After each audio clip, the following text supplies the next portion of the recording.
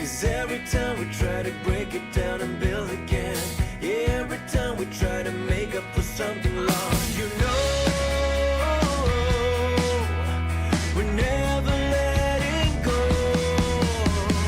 This time we can reach the sky on a prayer, we go higher than high. Yeah, wide awake, it's a big mistake, 'cause it's something we can deny.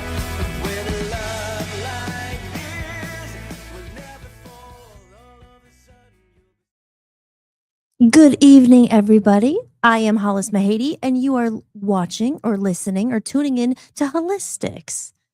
And it is Monday here. Happy Monday, everybody. We like to start with some positivity if you made it through the day. For me, my day is not just getting started. If you've been tuning in previously, I was on the late night schedule and I'm getting not as late, getting better. This weekend was transformational. I hope everyone had a transformational weekend. And my camera, this little guy up here, it's a great camera. I love it, but it has in mind it just wanders. And it wants me to be short. It wants me to look like I have like a little head. Because every time I move it, watch, it goes up, down. Okay, let's see if it'll stay down. And then it won't stay. It slowly drips. Oh, let me see. Oh, okay. So we're good. We're here. We're getting some housekeeping order. We're going to talk about the weekend. We're going to see who was in the chat room tonight. I hope some people are out there. We are here. Give yourself a round of applause. It's Monday, but you got through it. If you got through it, maybe you're just unwinding. Maybe you're starting your shift. So wherever you're watching this, whatever time you might see this, you might see a replay. You might be in California. It may be earlier there. You might be in another country. You might be in the UK. And I have to see what time is it there. I always mess that up. Is it 8 hours behind or ahead? I don't know. Someone, you could tell me in the chat room. But I am your host, Hollis Mahady. This is Holli-tics. I am on week 2 now. Last week I started, and for those loyal listeners and viewers, I appreciate you so much for tuning in. You were there from the start. It's only, it's still starting. We're in the second week here, but I'm getting a little more comfortable. I didn't have to spend all day making the studio and all the lovely things you see on the screen there. We're going to get into all that. But I spent all day doing what I said I was not going to do. I had a whole list. I was going to go out and do all these things, and I ended up editing some videos. But the thing is, you're going to see them today. I'm very excited about it because not only are you going to get to see and what happened over the weekend, you're going to get to see another side of me outside of just sitting in front of a microphone. But I do love sitting in front of this microphone. I'm looking forward to it. It's so much fun. And I've been looking forward to it all day. But even yesterday, it's not that I don't want to go on. I would do it every day, I guess. I would do it on the weekends too. But I need those weekends to decompress. We're going to talk about that.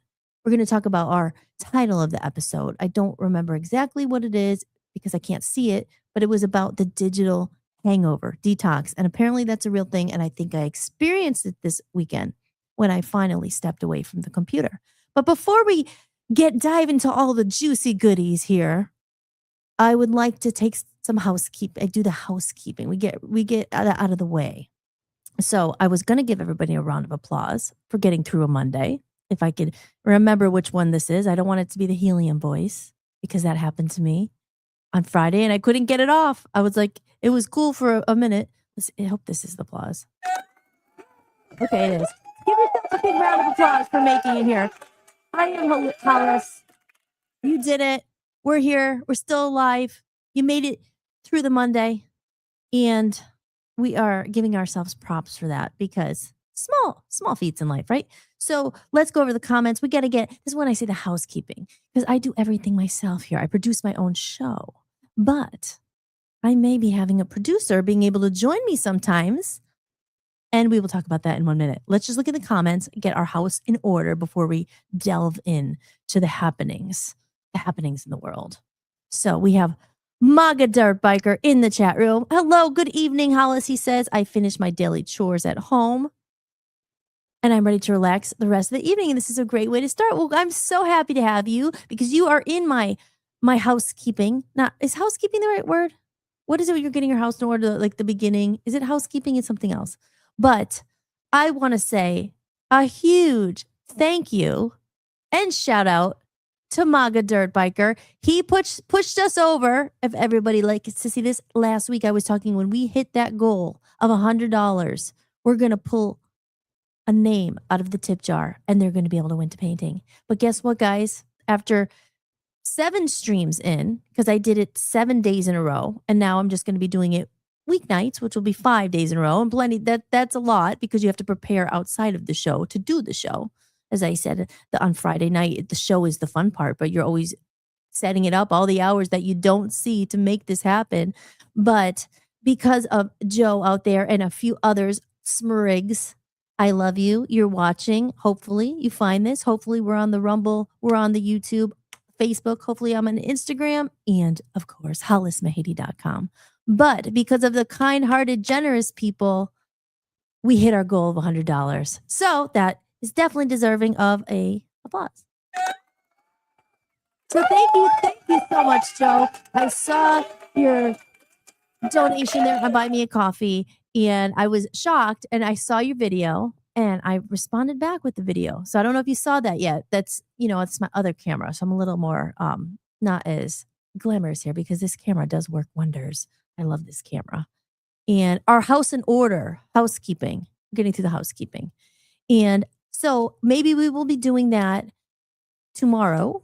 Maybe we'll pull the name out of the cup. And then we got to do a new goal because we should do the same thing again. And every time we hit a certain goal, we'll give something away. I have some other things in mind because I like to give back. People who give to me, I'm giving the entertainment, hopefully the connection, a chat room where we could, maybe meet people you never knew before. That's how things happen here. Like you start to, people come back and then we become friends. It's like I said, we're building a community here.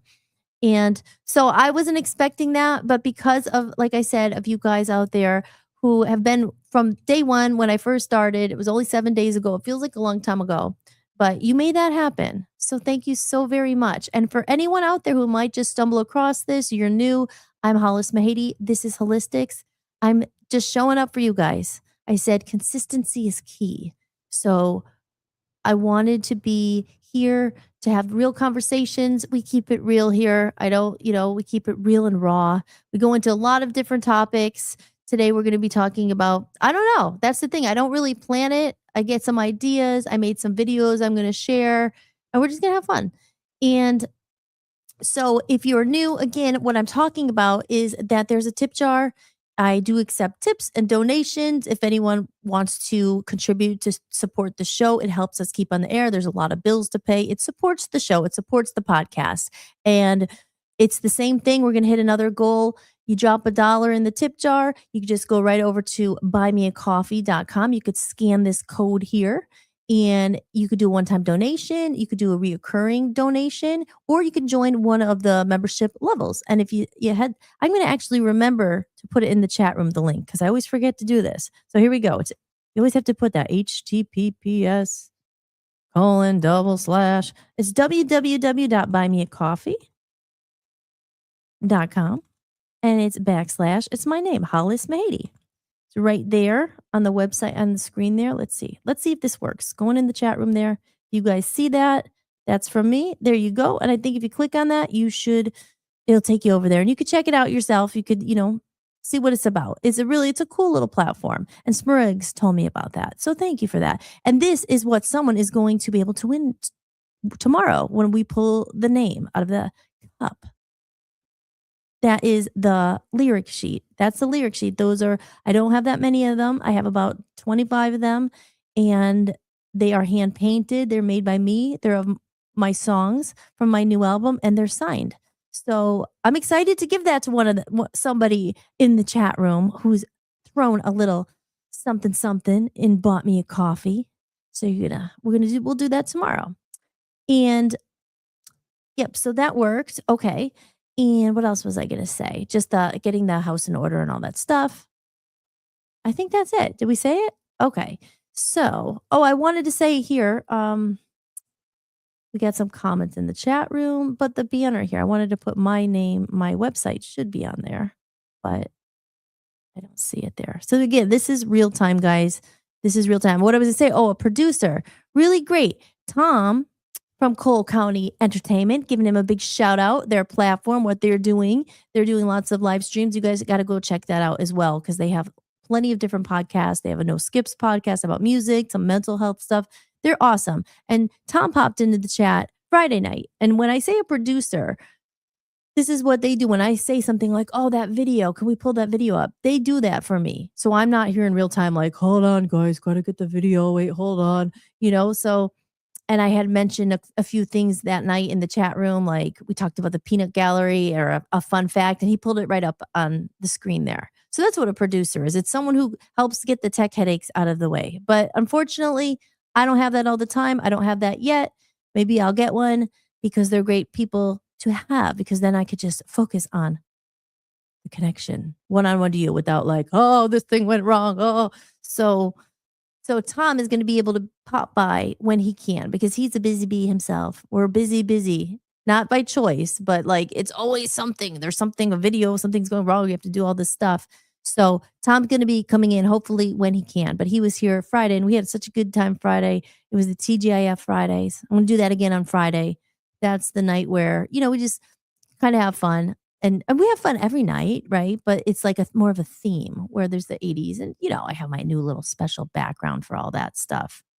But yeah, so let's go over here to the media because I'm trying to get this comment here. We're going to switch the comment out.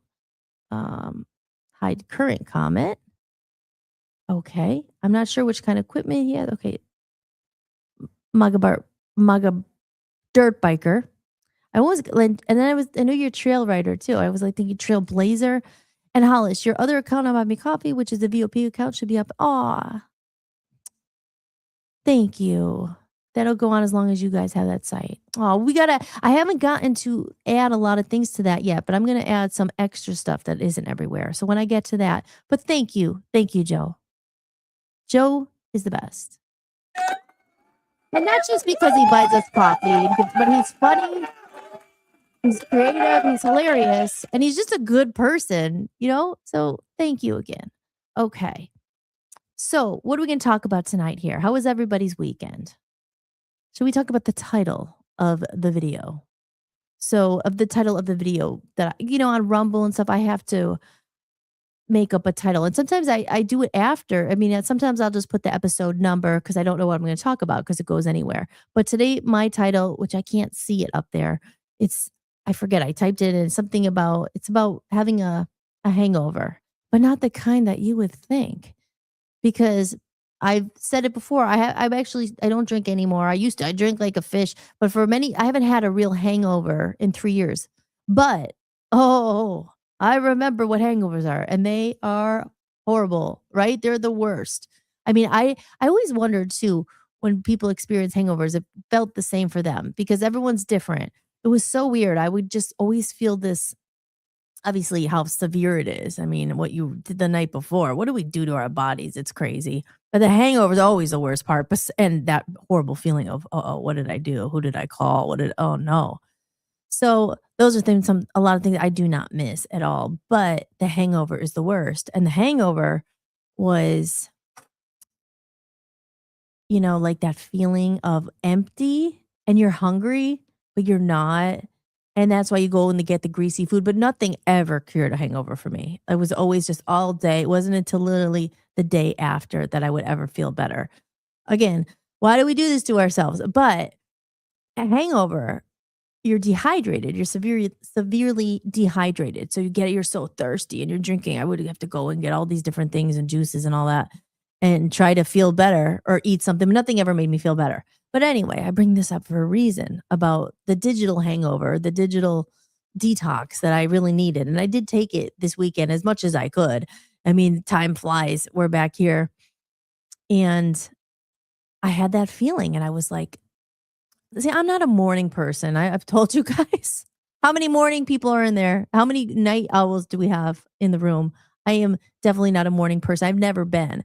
It takes me a while to wake up in the morning and I'm very cranky and I just don't like the mornings. I wish I wasn't. It's like, how do you, early bird catches the worm and all that? Like, how do you become a morning person? It's just like anything. It's a routine. I guess it's a life change, So, but I woke up, it was Saturday. And that was like, I'm not going in front of the computer today. I'm just not.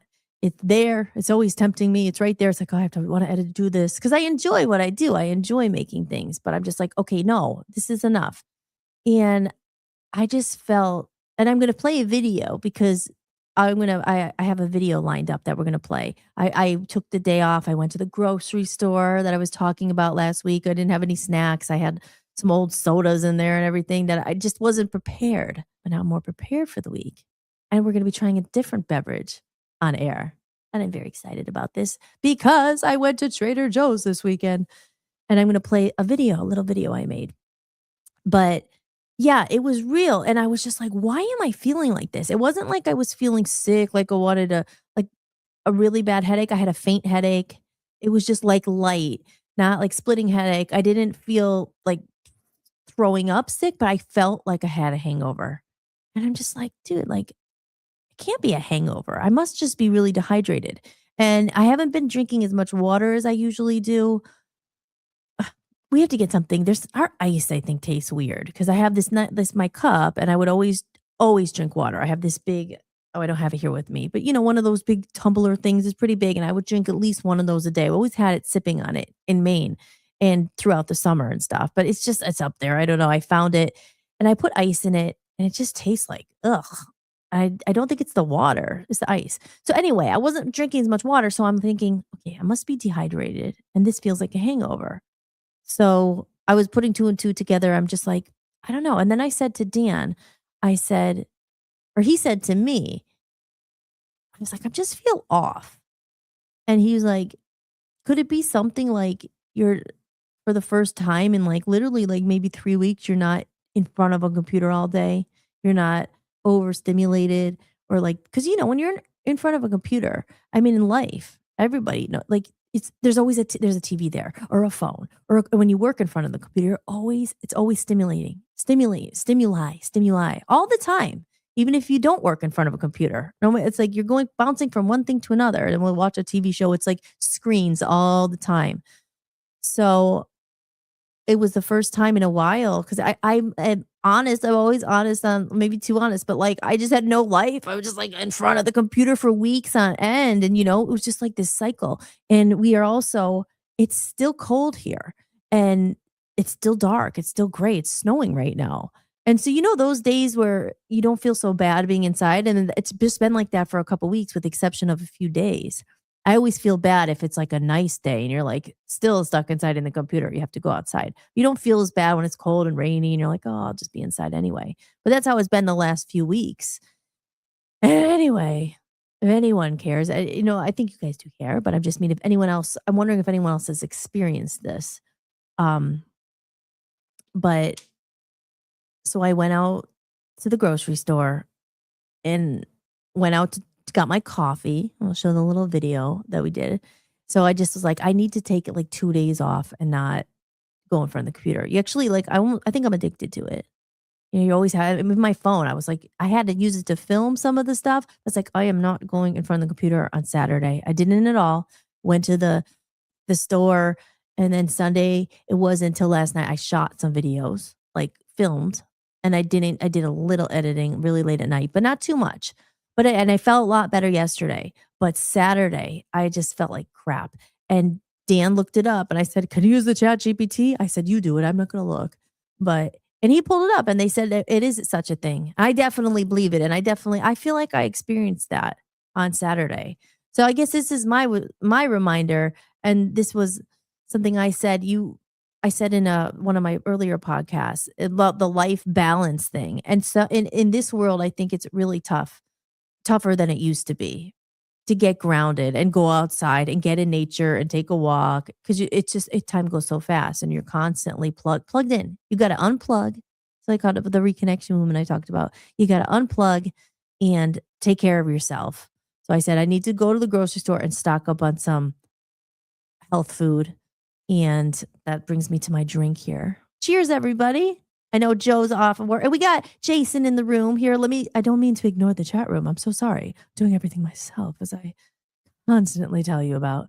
But Jessica Wempinski's in here. Oh, she sent me little owls. Late night owl. Are you a late night owl, Jess? And then there's people who are just like, I don't sleep at all. Like Dan doesn't sleep that much. He only needs a couple hours. I'm like, I need sleep, but I sleep at weird hours. And just to head over to the chat room again. Maga Durbite says, the reminiscing is fun, Hollis. 40 years ago, I had a pair of pony high top basketball shoes. Now I wear Under Armour Lockdown 7s, and I believe Under Armour is Dan's favorite brand. It is. He loves Under Armour. We said we should get a sponsorship for them. I mean, he promotes them. He's always talking about them for years. I think it's the only hat that'll fit his head. He says he has a big head. I don't think he does really, but he wears those hats and he has every shirt. I'm like, this is kind of boring. Like, is there something else?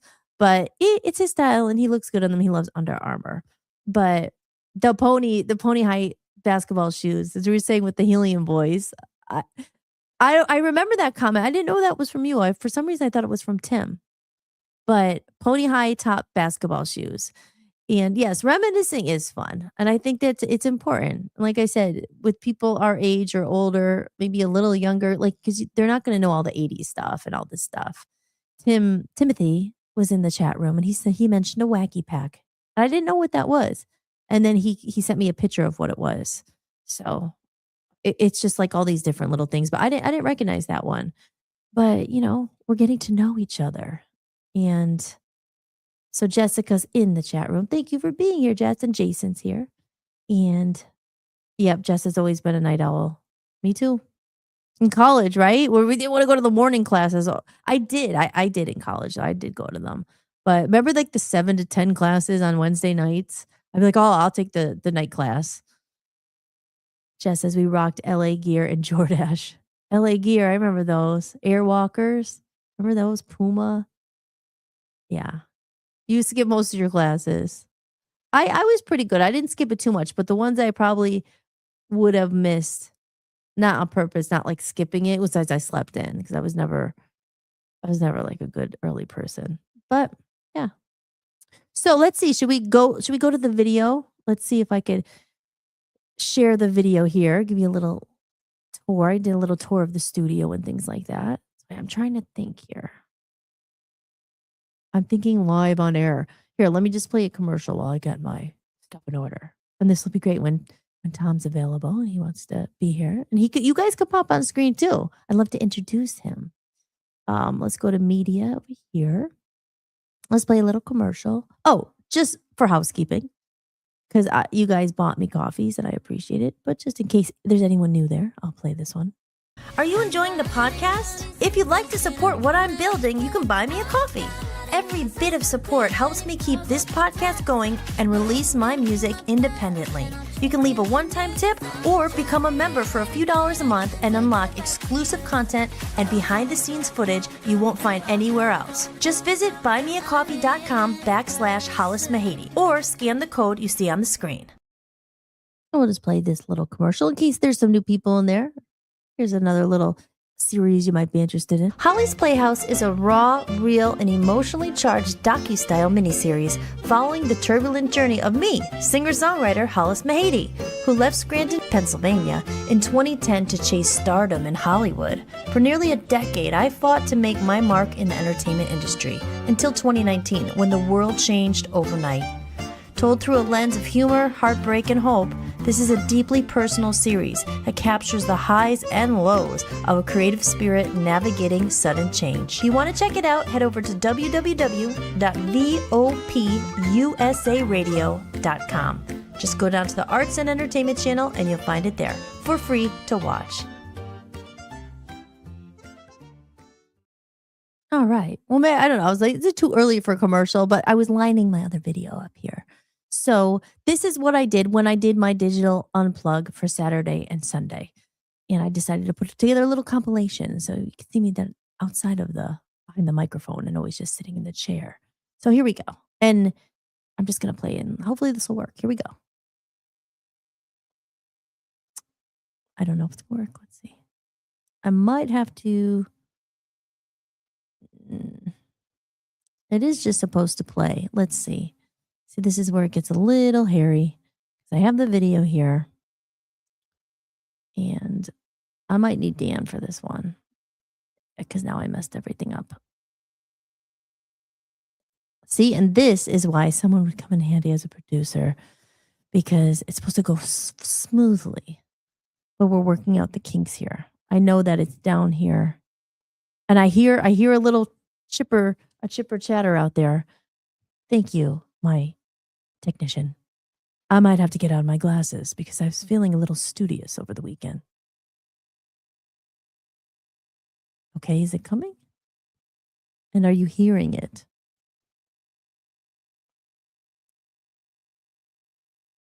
Okay, let's start it again from the And we're beginning because I made this nice little going some intro. Mhm. Hi, everybody. So today we're stepping out. I'm stepping out behind the computer and we're going somewhere very special. We're going to the grocery store.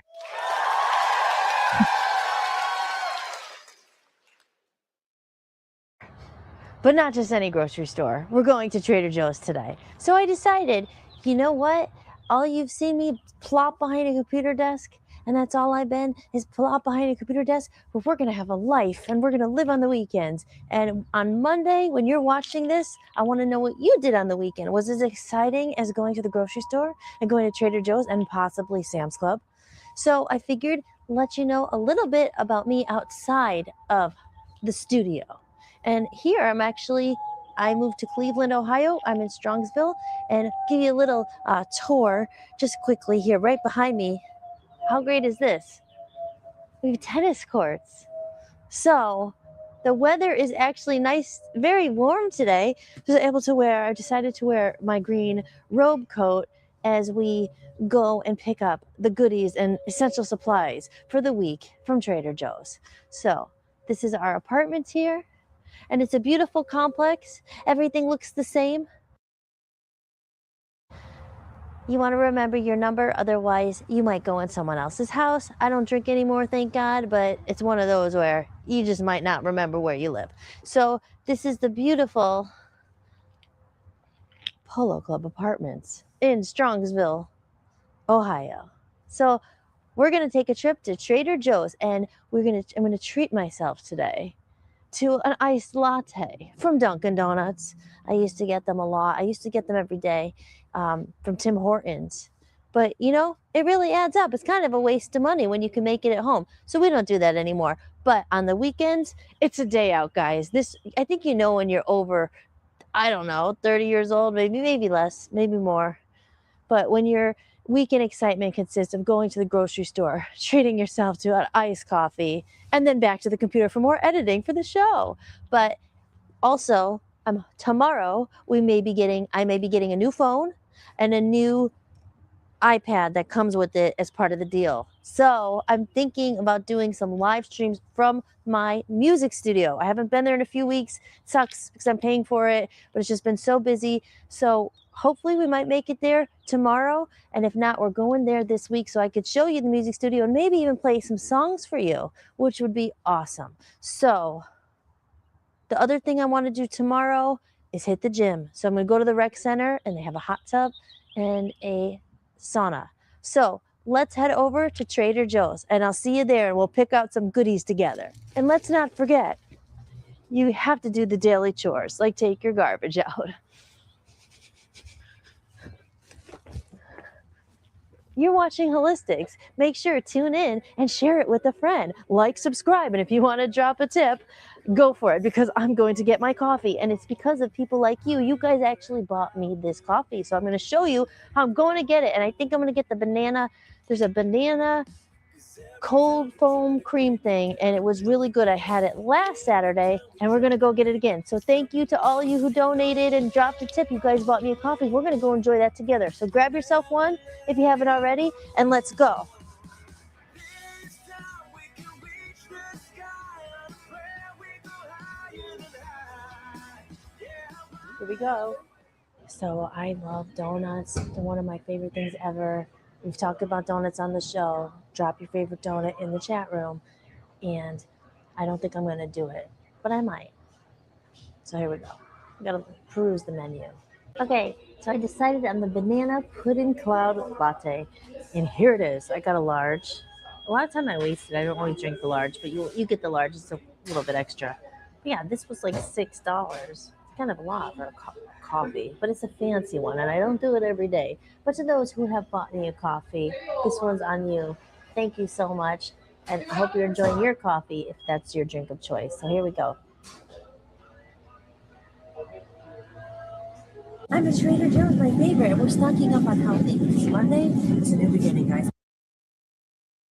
This is why I love Trader Joe's. I was just picking up my stir fry selection. So long, butternut squash, blueberries, the onions, the stir fry. We have a healthy week. We're gonna start. So if you're like me, and you got in the rut, you want to lose weight and feel good, and we'll talk about all that on Monday. Well, it is Monday when you're watching this. We'll talk a little bit about diet and health and everything because you gotta practice what you preach. And I got on the run. So today is day one of the Holistics Challenge. So if you're in it with me, let's go.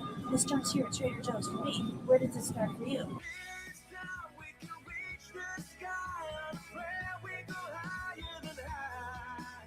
Yeah, wide awake, it's a big mistake, 'cause it's something we can deny. Here she comes, the host of Holistics, the one and the only, Hollis Mahady, conquering Trader Joe's in Westlake, Ohio.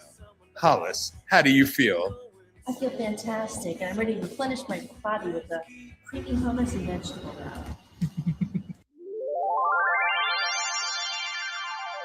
Boom, I'm here now. I wanted to give you a little tour of behind the scenes here on Holistics. And this is my other set. When I did my first episode, I was explaining I was new to live streaming and everything. So I record from my other set that you normally see. But here's actually a little inside. This is the place I go to, my safe space, to escape a little bit, where I have all my stuff and my other set, which I'm going to show you. But in this room here, this is Holistics. So if you are watching this and maybe you're in your room, maybe you have incense. So I thought I'm going to light some incense. It's always nice to have a little incense burning. So that's what I do in my room. Welcome to Holistics. Put a little bit of incense on. Okay. So we're going to light the incense. Whatever you're grateful for today, maybe you have incense. Even if you don't, here, you could just pretend you're smelling mine. We'll burn it out. I say thank you. Thank you, God, for giving me today. Okay? Welcome to Holistics. And then I like to put on my little diffuser thingy. You fill it with water. And I have a couple of these essential oils, but I like eucalyptus as my favorite. Eucalyptus reminds me of being at a spa, which brings back good memories. If you listen to some other episodes, I love spas. And they usually have like eucalyptus or some other little oil in there. So you put that in, it gives you a nice vibe. And I will be speaking about this more in depth, but this is my red light therapy bed. And this is something I invested in. I was talking on one of my episodes about SAD, the seasonal depression and stuff, and light and red therapy. And there's different lights people use during the winter to get through. There's a lot of health benefits to it. So I'm just giving a little tour, but I will talk more about that in depth later. But this is my red light therapy bed. I love doing it so much, I decided to get my own. And yeah, if you have any questions, let me know. I'll tell you all about it. Full body vibrational plate, which sometimes I step on too. And this is really cool. I actually did it today. You have it go as fast or slow as you want. So this is my little room where I'll go and like get a little rejuvenation. I have some weights under there, but after shooting, and I have my screen up there as well. And sometimes I don't have anything on it right now, but I could do like a screensaver. I watch my podcast I always like to watch. I'll tell you guys about that one. But yeah, you just go in, and honestly, after doing a week in front of the computer, and really honestly leading up to that, almost 2.5 to 3 weeks straight, like bulk of the day in front of the computer.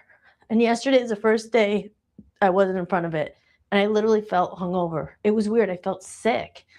And that's why tomorrow is Monday. And this is probably when you're going to be watching this video. Monday's day one. And I'm starting totally practicing what you preach, right? I talk about balance and spirituality. And sometimes the hustle and bustle of life, and you're just trying to work and hit your goal and meet your thing, you forget about like what's really important. And to me, health is very important. Taking care of your physical well-being, but also your spiritual, emotional well-being. So that's why this is my safe space, and this is my little corner of the world I've made. It's just a second bedroom, and it was really important that I was able to have some of this stuff. I could just go in, forget about the world, and escape, and come in and read some of the books, and read other things I've been talking about, and get inspired, and write some lyrics, or read a book I love. But like with the hustle and bustle, I'm like, oh, I haven't done that in so long. It's been just like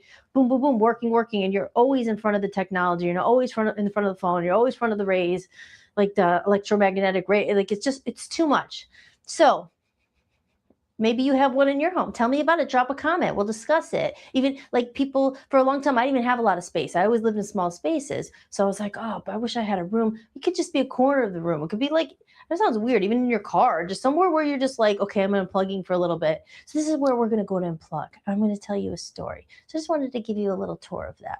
So thanks for tuning in. And I'm going to be going over here now. I'm pushing this off. But this is where originally wanted to do the show from, and so we can kind of bounce back and forth. But these are just things that I've had around my house. A lot of them has to do with, not around my house, but I've been collecting over the years. I've gotten rid of so many things, but everything you see here is pretty much what I own, as far as things I've kept over the years, some books and little memorabilia. I got my Rocky poster there, so a picture, my incense, some special things, a lot about the Comedy of Errors. And of course, over here, I have to clean it more, but I got all my books, my lyric sheets I talk about, some of my old CDs from the Love Zombies that I keep, my notebooks, my writings. All my stuff is here. Some of my symbolism from Comedy of Errors, the hourglass, the lion, everything. The gesture hat, the wings, the angel wings. And if you watch the Comedy of Errors podcast, I'm going to get into a lot of that stuff too. So I just thought, you know what? We'll change it up here a bit on Holli-tics. This is exciting. All right, guys, welcome to Holli-tics. And here I am in my office, or my other set, I should say. This is where I have my light up neon sign that says Holli-tics. This is Sunday night. I'm recording this. I needed a bit of a detox away from the computer. And I talk about this a lot, how I'm always in front of the computer, blah, blah, blah, blah, blah. But how it's important to reconnect back, and to reconnect to yourself, and to give yourself some like discipline, like get away from the hustle and bustle. I said, I haven't drank in over 3 years. I don't drink anymore, but I felt hungover yesterday. It was crazy. I couldn't really explain, because I didn't feel like sick. Like I didn't feel like horrible. Like I didn't think it was seriously wrong, but I didn't feel good. I felt like hungover. That was the only way I could think of it. I'm like, it can't be a hangover. You know that feeling when you're hungover and then I'm like, am I dehydrated? Maybe I'm just not drinking enough water. And then I started looking, I'm like, and Dan actually said, could it be something like you were not in front of the computer after you were like straight for like so long? And I'm like, maybe that's a thing. And he, of course, asked ChatGPT, and they said that that's a thing. Like your nervous system is recalibrating. Like you're always having this stimuli, and all of a sudden you're not having it. And I didn't go on the computer at all yesterday. I didn't edit. I didn't do anything. I went out. I went grocery shopping to Trader Joe's. I was like, I need to get back into my work-life balance. Like I said, it wasn't healthy. I was just kind of always kept working in front of the computer, editing because I do so much alone. I'm like, oh, blah, blah, blah, blah, trying to set these shows up and do all this stuff. So today is Sunday, and I didn't do any editing or anything, but I was like, I'm going to shoot this video. But I did listen to a podcast. It wasn't a podcast. It was a sacred service. It's every Sunday they do it. And this guy named Michael Muradad, and I love him. And I'm just going to talk a little bit about the video and this is the video I watched today, because he goes live every week. And I'm going to talk about a lot in my music podcast, not just on this podcast too, because he talks about themes that I always talk. So this is the part where it goes like deep. And Friday we did a fun show. It's just about reminiscing, TGI Fridays. But this is the part where philosophical. I get a little bit deep about life's questions and all that. This was a cool one because, when you into spirituality, or you hear the manifesting a lot, right? You hear the word, oh, manifest the life you want. You create your own reality. I talk about this stuff a lot. Like in life, are you responsible for your life really? Are you really in charge? Is there destiny? Is there divine protection? Is there predetermined? Is there free will? Is there fate? Like I just already said that, but all those things And this is just someone, the way he always speaks in his service he does every Sunday. Sometimes I miss it and I'll go back and watch a few in a row. They're about an hour. No, it's not a podcast. He does a service and they stream it, but he's like speaking in front of the podium and he's at the place. This is the one that I picked. I was his last week actually, and I missed it. So I was watching that one today. It's not the one he did today. Okay, this was the one I was watching today when I took a break from everything and I came and I did my red light therapy and I put on the incense and I was like, I just need to reconnect. And I was under the red therapy thing and I had it playing. And you could go and watch it yourself too. I'll post a link if anyone's interested. But the one I picked was from 7 days ago. We streamed it. It was last week and I missed it. But it was called "Do It with God." I brought this up because I used to live in California, and the whole. If you know about this stuff, I mean, maybe you're into it yourself, like the New Age and the awakening and the spirituality, and even the incense, the chakras, all this stuff, the crystals, holistic health, holistics, all that stuff. You hear a lot of people will be like, just you could manifest it. You have to manifest it. You have to be in a good vibe. You have to stay in a good vibe and you have to manifest. And we think we're in control. We're like, okay, if I just eat better, if I just eat the salad, if I get the eucalyptus oil, if I get that, like I'll manifest it. I'll manifest a new car. I'll manifest a partner of my dreams. I'll manifest the job of my dreams, all that stuff. And this whole video just reminded me, and I've said this before about co-creating, like you're co-creating, but are we really in control? Is there's something bigger in control? And I'm not saying we, because I'm just talking about myself here, and maybe other people feel the same way, or maybe they don't. It's fine, but you co-create. I say that you have to like where we really aren't in control. That's why sometimes I'll say, just give up. And you know me. If you do know me, maybe you don't. But I never say give up. Don't ever give up on your dreams. Don't ever stop believing. Don't give up on your passion, your heart, your dreams. Not like that. But sometimes you have to give up control. How is it going to happen? Oh, I want to be a singer. I want to be in front of people. I want to be an entertainer. So I'm going to try to do it like this. I'm going to move to Maine and buy a house and buy a little studio because this is how I'm going to do it. Meanwhile, other plans, the universe has other plans. They're like, well, that's what you want, but I don't know about that. That's going to be the right place or time or way or person. Yeah, okay, we're listening. We're listening. We're going to answer. Yeah, okay. We're working together here, but it's not going to happen like that. So here we are busy, like, I'm going to do it this way and this way. And you're trying and trying and trying. You're doing it thinking you're fully in control. And I think that's what people call it: God, the universe, the higher power, whatever it is that you believe in or you think, there's God, something bigger than yourself. Because I always say that I don't feel in control. Like you do and you don't. We have free will, right? We could choose certain paths. Will all these paths always lead to the road?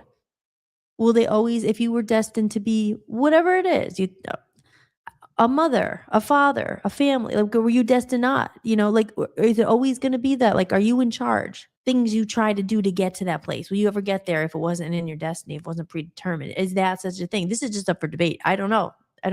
I believe that if there's something you really want, or there's something you like, you think you're meant to do, you're destined, you really feel it, if you put it out there and let go, like maybe work towards it, will you be led there eventually? Because honestly, I told the story about ending up in Cleveland again and being back in front of the camera and finally being able to finish my album. But it wasn't on my terms. I thought it was going to be last year, and it was not. It was not at all how I thought it was going to be. And at that point, I never gave up, but I was thinking, I don't know. Am I ever going to be able to release this music? Is anything ever going to work out the way I was thinking? And planning Passion Productions didn't work out the way I thought it would be. Like I ended up leaving Maine, where I moved, I bought a house. None of that worked out, and I'm just like, womp womp. I didn't give up, but then, bam, like that, landed in a place where things come a lot easier. I mean, there's still struggles and stuff, of course, life, but it's just like, whew. Maybe when you let go of trying to plan it and try so hard, things happen. If you keep believing. See, that was the thing. I never stopped believing, but I was like, oh, maybe I've just got to stop like my plans of how this is going to go. How is this going to go? He talks about this, and I've talked about this before too, ego.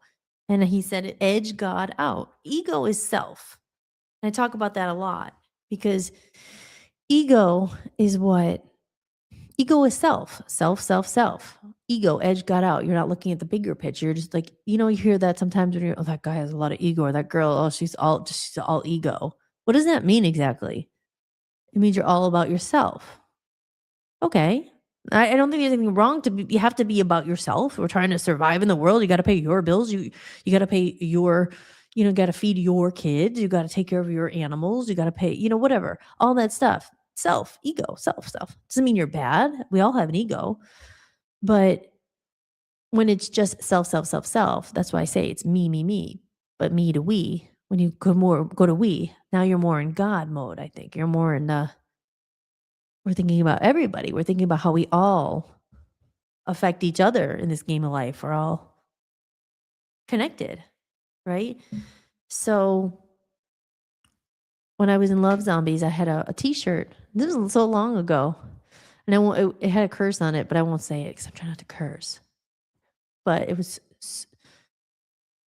it was F, fear, like the F word. Fear.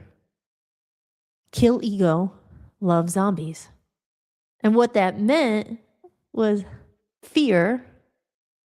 Fear is when you don't believe. It's like and we all have fear, right? Oh, like fear is really when you dig deep, when you get into this stuff. Fear is underlying, is the root of everything, of not doing certain things or things that hold you back. It's usually fear that you don't even know you have. Fear of your self-doubt. Like, oh, I'll never find another partner if I leave them. So I might as well stay because I'm fearful. Really, I'm not good enough. And fear.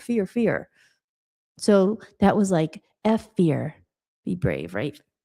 F fear. Kill ego. Because when you go to we, you connect, like more things are when it's just not about you and you're just trying to control it. And it's just me trying to just do everything. Maybe kill ego.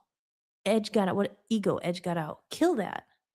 Instead, become more like we. And then Love Zombies was actually, my band was called that. But my thing with Love Zombies, the name, there was always much more meaning than it actually came across as. It wasn't like a scary Halloween and there was little characters and all that. But when we were just zombies of just like, let's just get through life and just get through where we're like kind of like zombies are dead, right? They're walking, but they're like, they look like dead. They're like zombies. Oh, it was like let's be love zombies, like full of love. Like instead of just being like dead, like I walk with my hands out, ready to hug you, ready to love you. That was one of our songs. The Love Zombies theme song. Love zombies. Like screw fear, kill ego, love zombies. Let's be love zombies instead of just like dead zombies. Let's all just like love each other. So that was Love Zombies, and a lot of the songs, even back then, Lighten Up was a song I had. Big and Strong was there. Backwards World was one. We had a song called Awaken. So yeah, these were the messages I had even back then. But yeah, when I get into a date, like when I just feel like I need to connect again, I try to do some of these things I've been talking about. And I haven't been great at it. Like it's all about balance because it's easy to fall back. I call it the 3D world. You fall back because it's tough. It's like, oh, we got to do this, and you're busy and you have to pay the bills and go to work and figure things out. But what is life really about? It's about something so much bigger. There's other things at play. And I think that's the fun part of life. I think that's the cool part. Life is a game. And that's what my album's about and everything. So, but yeah, I will link that down below if anyone's interested in watching. This guy always makes so much sense to me. And if you're into this kind of thing, I definitely suggest to watch it. So that's why I just thought I'd talk about that a little bit. What is life really about? Me to we. What is it about? It's just about collecting stuff and material pursuit. When you think about it in the bigger scheme, it's like I think there's a much bigger reason that we're here. And it's purpose, finding your purpose. People search their whole lives, including me. What's my purpose? I have to find is it singing? Is it just to be here and to be a good person and figure out how to love yourself, how to enjoy this spirit experience. They say, we are spiritual beings having a human experience. Then you could talk about dreaming when you go to sleep. Is that the dream or is this the dream? Are we really just in a dream? Is this heaven? Is this hell? Can we create heaven on earth? Can we create hell on earth?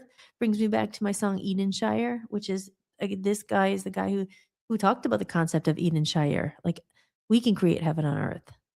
And that's what the song's about. So I'll play that sometime. But yes, these are the questions that go through my mind. I don't know if anyone else out there has these. Feel free to comment. Let me know. Some people don't think like this at all, and this probably isn't for you. That's fine, and tune out or write a nasty comment, or write something. Maybe you have the same questions. Again, I am not here pushing my beliefs on anyone, but this is just how I think sometimes. And, I'm recording it to see if there's anyone else out there who might think the same way. So back to the show. Thanks for tuning in for this little other segment where I'm in my set, my other holistic set. And I'll see you in the live show. Here we go. Oh, so close. I wanted that to be more smooth. Can you guys see me? Wait, hold on. Let's put this. Oh, so close. I wanted to do the click. Like, those videos you see online when they're in their outfits, or the guys too, but they're like, boop, and then they're in a new outfit. Here we are. I'm back. And I was watching the chat room while I was playing that video. And I want to say a big welcome to Amy's in the house, Amy Misha. Now, I've realized that I've been probably pronouncing your name wrong for so long. And you guys are so nice. Maybe you didn't tell me. Mashad, or I always say the D, but I think it's Masha. So let me know. Okay, so I've been looking at the comments. Yep, so that's kind of, I just played that because, as you guys could probably tell, I'm like always like doing something, and you have to train yourself to say, okay, stop. That's why people try to do meditation. Like, okay, turn off your brain. Then the thoughts, they just keep coming. It's like, because you're overstimulated. I'm always doing something on the phone, and it's just like, oh. So, but welcome Amy to the show. I love when Amy's here. What is Amy cooking tonight? Amy's always up to something. She's cooking something good. Let's do a little applause for everybody who's been here and is still here. Thank you for coming in. And we got Jim in the house. And I want to look at some of Jim's comments here. Jim says, I saw that. Give up control of everything. Yeah, sometimes. But it's with that weird thing. It's like people, that gets back into manifesting, right? Like people like, just manifest it. And those people would annoy me because I'd be, especially in California, it was a totally different place. And man, it's all above the vibes. And be like, yes, I want to manifest this or that in your life. But you also there's work that goes into it too. Like, is it just an accident I have a podcast? No, I've bought the microphone. I spent so much time setting it up. Like, yes, you manifest certain things, but you still also have to put your part in, because that goes back to the co-creating, right? You're co-creating with someone. And when I say with God, he's helping you along the way. Like certain things will be pushed. Okay, maybe you'll meet this person that helps, like whatever you're looking for. If it's a microphone, I mean, I end up just buying that, but like something you might need because you're focused on that. And it's like, God is good. He wants you to be here. Say he or she or wants you to succeed. They don't want us to be always struggling in pain and stuff like that. So let's see another comment. In your opinion, this is a good one. And everyone in the chat room, feel free. I'll put your comments up here. Here's one. In your opinion, where do you see yourself in 5 to 10 years?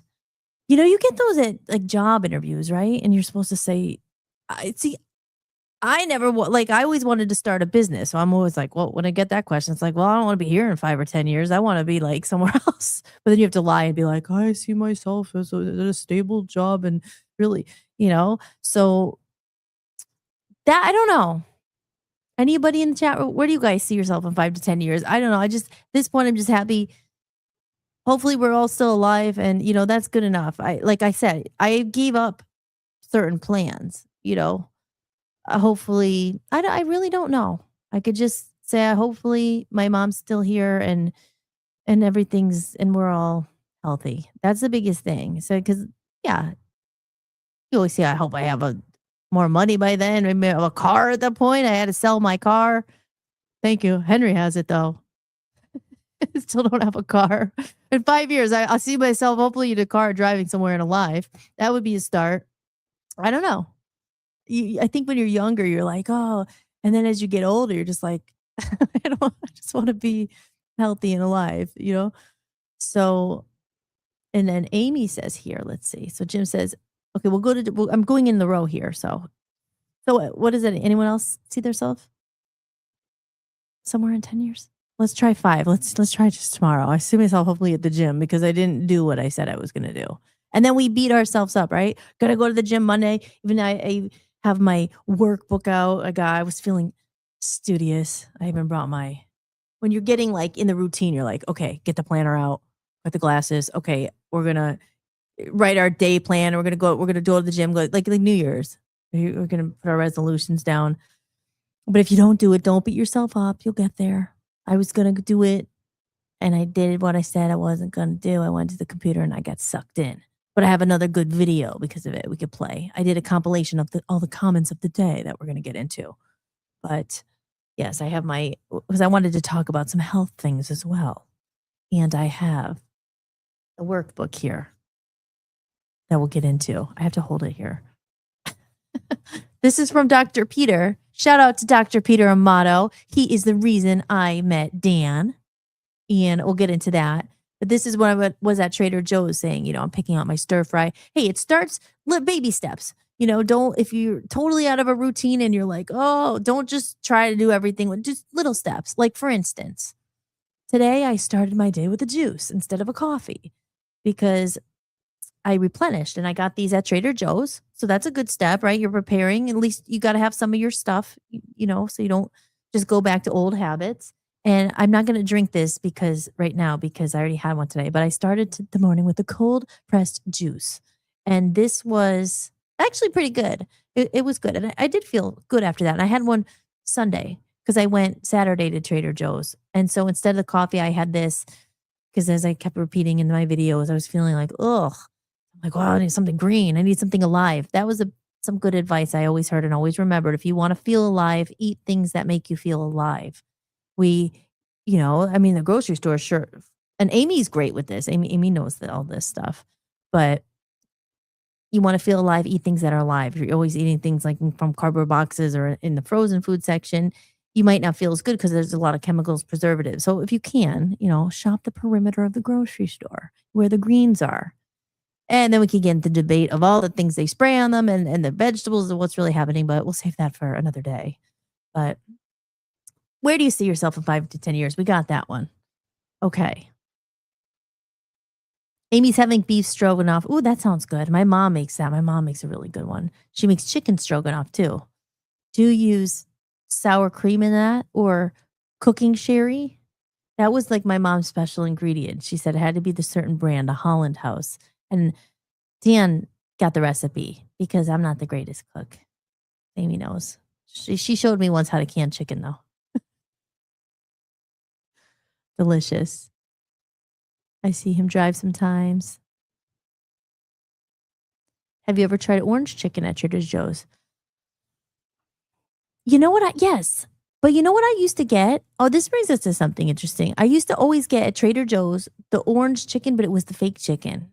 Because I was a I've tried every freaking diet and cleanse and should I keep the glasses on? I like them. I'll keep them on. We're in our study mode.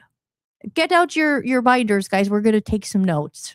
Okay? This is Holli-tics 101. No, shop the perimeter. But for many years, like I said, I tried not every single diet, but lots of diets. I've always was reading on these things and doing cleanses and I tried so many different kind of diets. But I was a vegetarian for a long time. Not a long time, but 3 years or on and off. But I was always craving meat, But it was kind of the hip, cool thing to do in California. And then you read about all this stuff when you're saying eat things that are alive and, animals and all that. But I don't know. I stopped doing that. What was I saying? See, this happens to me sometimes. I forget what I was saying. With the vegetarian diet, just eating things that make you feel alive. Oh, the nuggets, right? The orange chicken. I would get the vegan ones or the fake chicken. And I did that for a long time. And when you read the ingredients, there's a lot of fillers in that too. And then things come out with, is that stuff really that good for you? Or then there's a lot of soy. I mean, you get into diets, we could be here for 10 years, everyone has a different recommendation and something that worked for them. The best thing that worked for me, because anyone, you go up and down with your weight, I'm sure I'm not the only one. You have other pairs of pants in your closet that are 2 sizes up, 2 sizes down. I have one that says gold pants and, and you're always it's kind of like the yo-yo. So things that did work for me was that the thing was eating thinking of food as medicine and eating things that were alive more. Snacking and all that, eating too many, obviously, sweets. I love donuts and all that. But when lived in California, I was at my thinnest ever. But I mean, I was in that music industry, Hollywood. So it was always like, they want you to starve yourself. And you're always, what's the word? Depriving yourself of the pleasures of life. And that's how it was there. I mean, it's such a superficial place. It was all like, you have to be like really skinny. And that's how it was in the music industry and all that. And so, but I think at the end of the day, people try diets and all that, but it's a lifestyle and it's just doing things that make you feel better, at least to start. So just starting with little things like, substituting if you're drinking a lot of soda, get sparkling water instead. But going to Trader Joe's was a nice reminder because that's the kind of stuff I always used to eat. And I didn't have Trader Joe's for a long time, but I would eat some of the stuff that I got today. Actually, I just tried this coconut water, this coconut smoothie. And gosh, it's like three gulps and it's gone. But it's pretty good. It's kind of like a little slimy. Cheers, everybody. Anyone else drinking slimy coconut water? Yeah, it's okay. Let's see. Let's go back to the comments here. Canned chicken. Okay, we'll go back up here. Amy's on her beef stroganoff. Oh, Aaron's in there too. Yeah, it's delicious. You fell into the microphone. You guys can't see this, but drop a comment. I'm in the chat room here. Thinner, feeling fit, or should I say thin? Yep. Have you ever tried the Trader Joe's? That's got me off on the little tangent there about the fake meat and all that. So I went back to eating regular meat. Just because I've read a lot about stuff they put in these Beyond Burgers and all this stuff, and then they get into the whole thing you're eating bugs, and you just don't know. I like salad bars, and then you think about that too, and you're like, oh, all the germs, and who knows who touched it, and yes, it's hard to stay on track sometimes. That it is. It's just you go, and I'm one of those who are like, and this isn't a good way to be, I don't think, but I'm not giving this advice, but all or nothing. I'll be like, okay, let's clean the house and just start over and start by and get some stuff.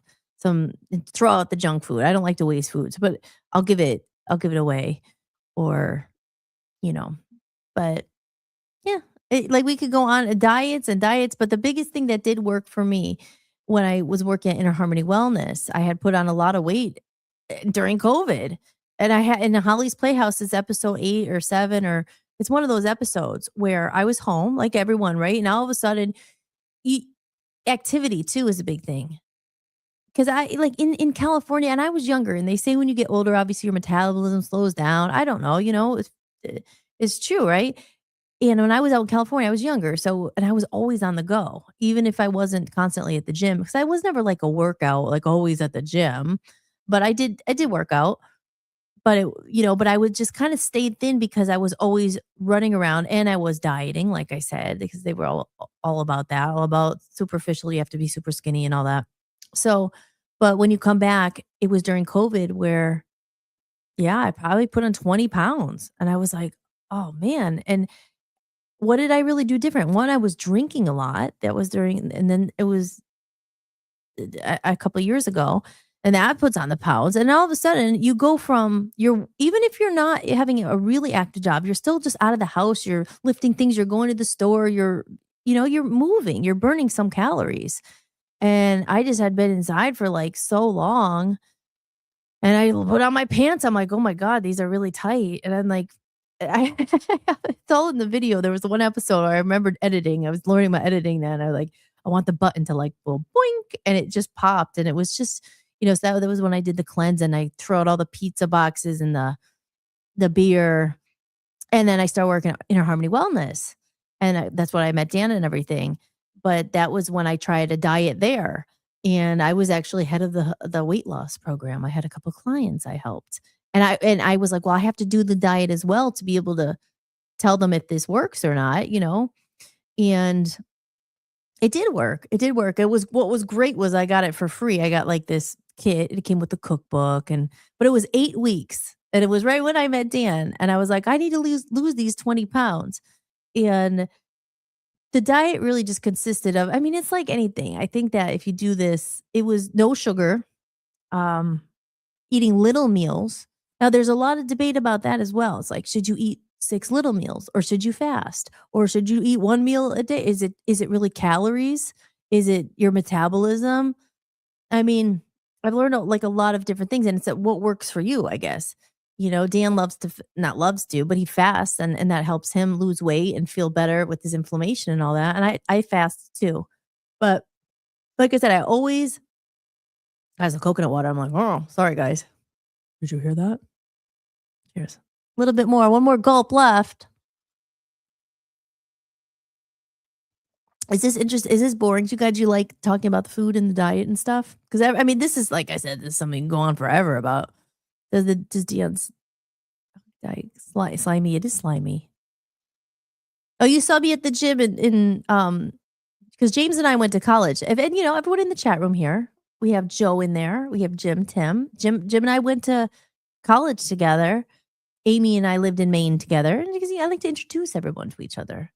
And Maga Dirt Biker, he's in Ohio. We've yet to meet in person, but I feel like I know you now. He's hilarious. I love your video, by the way, you sent. It's so good. Your editing is great.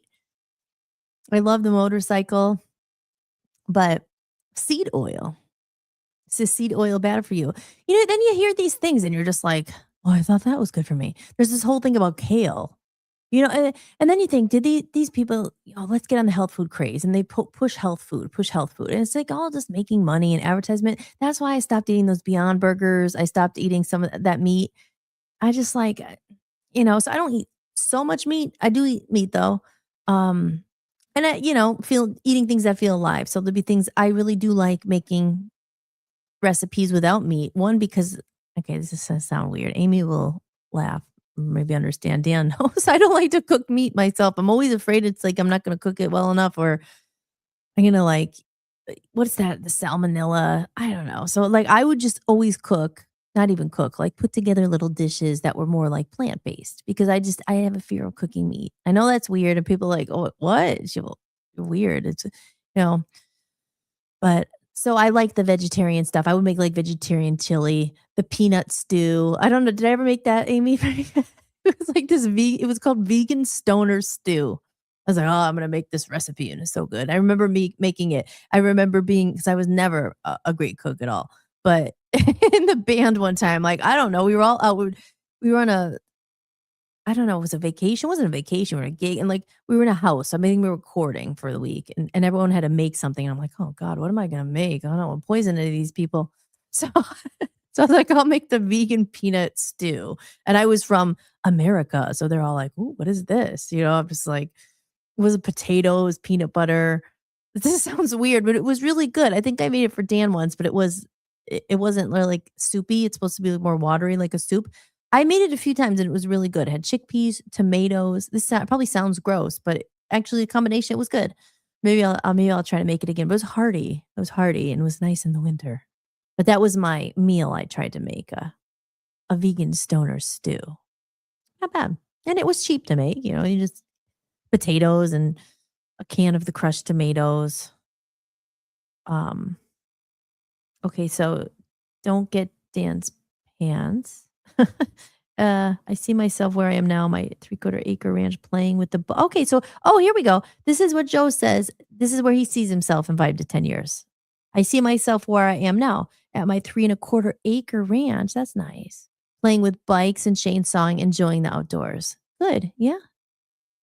Like you said, you just want to be like, that's great. Don't get Dan's pants. It's basically eating small meals, but it's the deficit. Kind of like a balanced scale.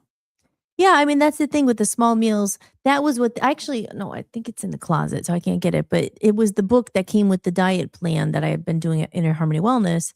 And then I ended up doing it, and it did work. I did lose the 20 pounds. And it was but it was very strict. And in the beginning, I was hungry. You're eating these little meals, but they give you the shake, and you have the shake as a snack. And then it was just like very like 1 apple and 1 almond. And then it was like 1 vegetable and 1 protein. And you did that like 5 or 6 times. And that's another thing. Like sometimes you're just not hungry. You don't want to eat. You get into the rut where you're like, okay, you're rushing around all day. You didn't eat all day, and then you eat one meal. But if that one meal is only not only, but if that one meal is 1,500 calories or 2,000, that's your daily intake. Is that much worse? You know what I mean? Is that worse than, or is that's just the same as you're eating all these little small meals? Or does it have more to do with your metabolism? And there's a lot to it. There's a lot, and everybody has an opinion. There's so many diet books. The Atkins diet, when you're only eating meat, no carbs. There's that. So the sugar is a big thing. I do think that sugar turns into fat eventually, and sugar also they say leads to cancer. I mean, like if you're eating so much sugar, you're feeding your cells, and they eat it, and then there's so much. There's parasites. You gotta do a parasite cleanse. I learned all about that at In Harmony Wellness. And I was always doing these weird things. I mentioned another show, the colonics and parasite cleanses, because these are things that make you sick and you don't even know. There's other things too, mold. Um, what was the other thing? There were 7 things. Heavy metals. They're a big one. Things that are sprayed on your food. Glyphosate. I don't know if I'm saying that right. Yes. Amy says, I tried to be vegetarian. I lasted for about 2 weeks. I broke down and went to the butcher to buy 10 pounds of hamburger. 10 way, way to ease back into it. 10 pounds of hamburger. Then I went home and fried up 3 pounds of scrambled hamburger and ate it like it came. Right? It is. And there's a lot coming out about it too. I remember there was a guy in my band, and I was really surprised when years later I read his comment. He was strict vegan. Vegan. I did that too for a while. That's hard. That one's really hard with no cheese. And I have actually all these vegan cookbooks, and I was like, maybe I'll sell them. It's about making vegan cheese and all that. And I never really did it. I do like the vegan desserts because sugar is sugar, but there in all these stuff, there's like high fructose syrup and dyes and colors. And we know that stuff's bad for us. I mean, if you don't, most people might know that. If you don't, they're not good. So I like to do like instead of the syrup, like do honey or make the crust out of almonds instead of like all this other crap, like cookies and things in cans or not cans in like bags like Oreos and all that. They'll make your own versions of that. And gosh, you see on Instagram now, it's like, I'm always like, oh, look at when you're on a diet, they're always coming and it's like, well, look at that. And they're making it with all these healthy ingredients. So I love to do that with the sweets because I had a huge sweet tooth that I was like, back in the day, I was like getting like pastries and Snickers and I just loved it. I love sweets. And they say that parasites cause you to want sugar. I mean, I don't know if that's all true. We're going to have to hopefully we can get Peter on here. Dr. Peter, will you come and enlighten us with your wisdom of all the diets? Because your diet worked for me. That was no sugar. It was like very little sugar. I mean, there's sugar hidden in everything. In fruit too. That's another big thing. Should you have too much fruit? In a banana, there's loads of sugar. And then there's a whole thing with diabetes and spiking your sugar and insulin and all that stuff. So there's a lot. The human body is amazing, but it feeds off your energy. But they always say food is medicine. So that was I keep saying the same thing, but what works for me? You could let me know what works for you. Dates are awesome. Dates are in all these ingredients. It's always ingredient in these desserts. You have to have dates. Because they're a naturally sweet thing. But I don't know. You could just, I don't know. We're out for debate on a lot of things here, but eating food that makes you just feel good because it's a mindset too, but if it's something, but I don't think that then you could eat cookies. I guess eat what makes you happy. Bless the food before you eat it and enjoy, because you could go crazy trying to figure every single thing out. But like I said on another show too, it's just, I don't know. Enjoy your life as well. You can't always just be like, oh, so I think it's just like balance and stuff like that. But like I said, it's only because I lived in Hollywood. It was obsessed with your looks and you had to be skinny. So it's like, oh, what diet are you on this week? What is this working? And now I'm on the chicken broth diet, and now I'm on the grapefruit only diet. And let's try this diet and steaming and all that stuff, and going to the Korean and Turkish bathhouse like I talked about. I love that though. That does make you feel good. You like sweat it out. You just gotta sweat. So tomorrow, not hopefully, you just got to make it happen. Tomorrow, I said, I can't go to it's a trap. That computer's a trap. It's like, come here. I want to edit. I want to, and then my mind's always going. I see all these videos I want to make, and It just takes so much time. So tomorrow, do not go to the computer first. Go get the gym bag. And I like to go swimming because we have a rec center near us. And I like to go do the swimming and run around the track. And then I treat myself at the end to a steam and a sauna. And they have a hot tub there too. So I love hot tubs. They're one of my favorite things ever. Let's see. So any comments over here? Did I miss any here? Okay. Comments. So speaking of comments, we take a little break. If you're enjoying the show, are we at the top? We're at the top of the hour. We're past the top of the hour. Wow. Time goes fast. Have a good time talking with everybody. Or, let's see. Just in case. Now, like I said, I may be doing a little more juice than coffee. But just in case you're enjoying the show, support the show. If anyone outside of all the people who've already donated, thank you so much. I'm not talking to you. But if there's any new viewers, consider supporting the podcast. And this is how you can do it. Are you enjoying the podcast? If you'd like to support what I'm building, you can buy me a coffee. Every bit of support helps me keep this podcast going and release my music independently. You can leave a one-time tip or become a member for a few dollars a month and unlock exclusive content and behind-the-scenes footage you won't find anywhere else. Just visit buymeacoffee.com/Hollis Mahady or scan the code you see on the screen. And another way you can support, if you're interested, if you don't already have the music, you can pick up my music collection. It only cost me about $30,000 to make all this music over the years, probably. It's all on sale for the price of $20. Need some new tunes to listen to? Why not try the Hollis Mahady Music Collection? As I move towards the new, I'm closing an old chapter with gratitude. To celebrate the new music on the horizon, I've gathered my complete past collection and made it available all in one place. The collection includes 2 full albums with my previous band, Love Zombies, Passion Fruit, and No Slow songs recorded live at Abbey Road Studios, the Be Honest EP with Love Zombies, Hollis original songs, Hollis cover songs, a bonus Christmas album. And this collection represents the journey that brought me here today and the doorway into what's next. To purchase the music collection, head over to hollismahady.com and go to the store. All funds raised go directly towards promoting and advertising my new album on my own label, Voice of Freedom Records. Thanks so much for supporting independent music.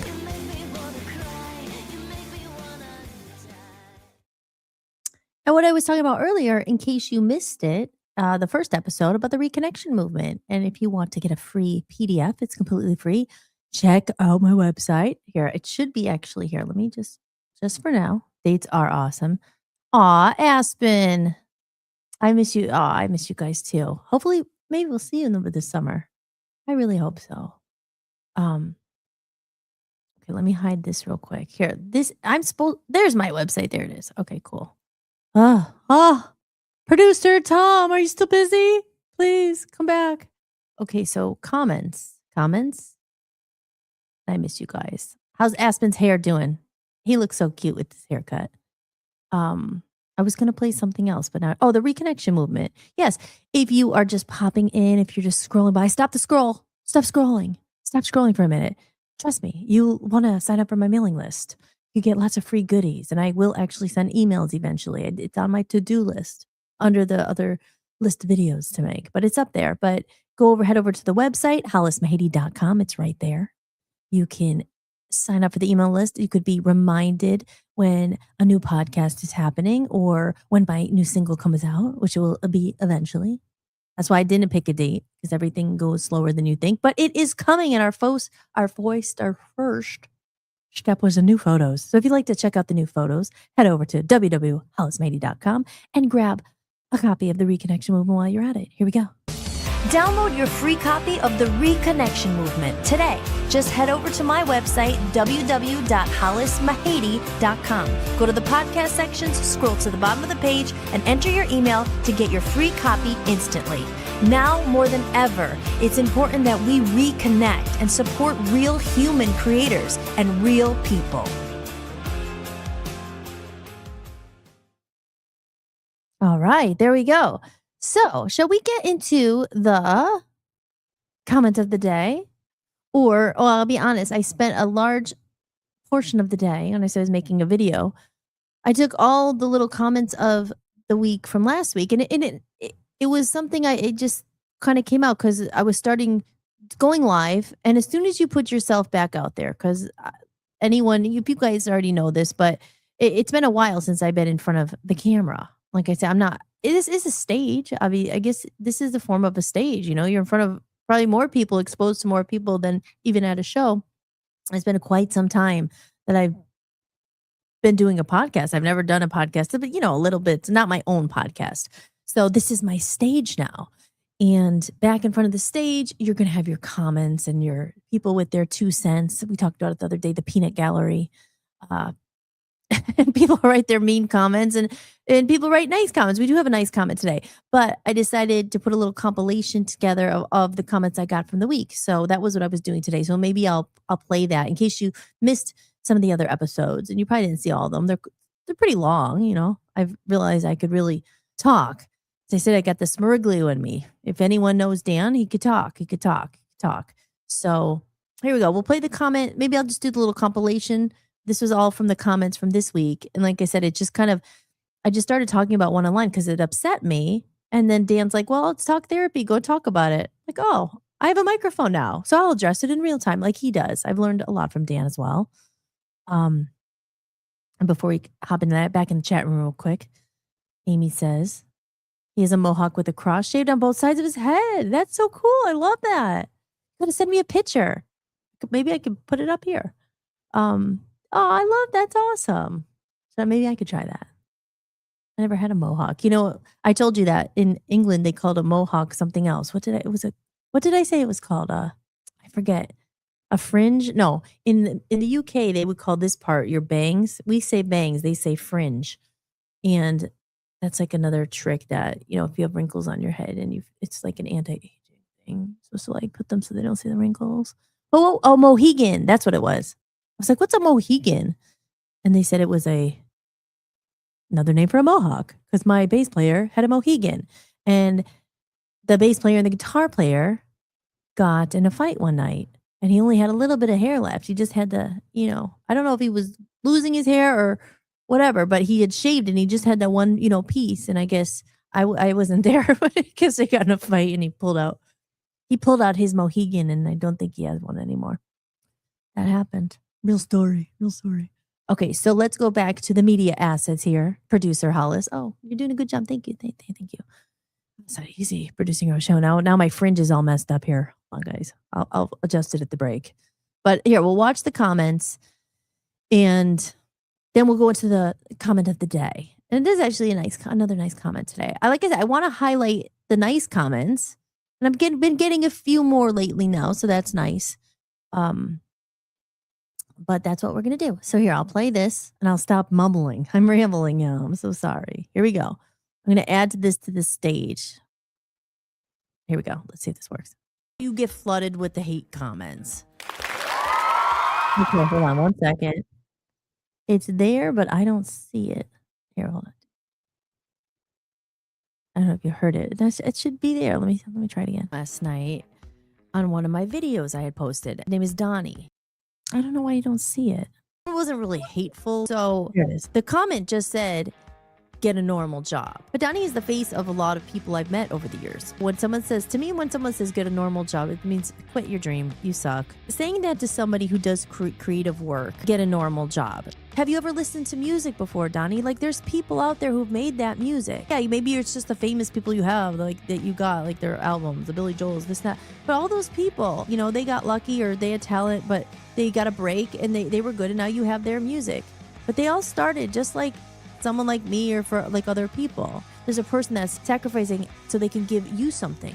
It's like you just consume and I say it, think of the soul behind the song. It's easy for someone else to say who hasn't walked a different path, who hasn't lived it, or maybe have taken risks of their own. I took risks. I take risks because I think the most worst thing in life and the biggest mistake, if you don't follow what's in your heart, if you don't do your passion, if you have one. And that's why I say you get a comment like that, we'll get a normal job. It's like, that's the kind of stuff that pisses me off. Like, you. Like I got a comment on Facebook.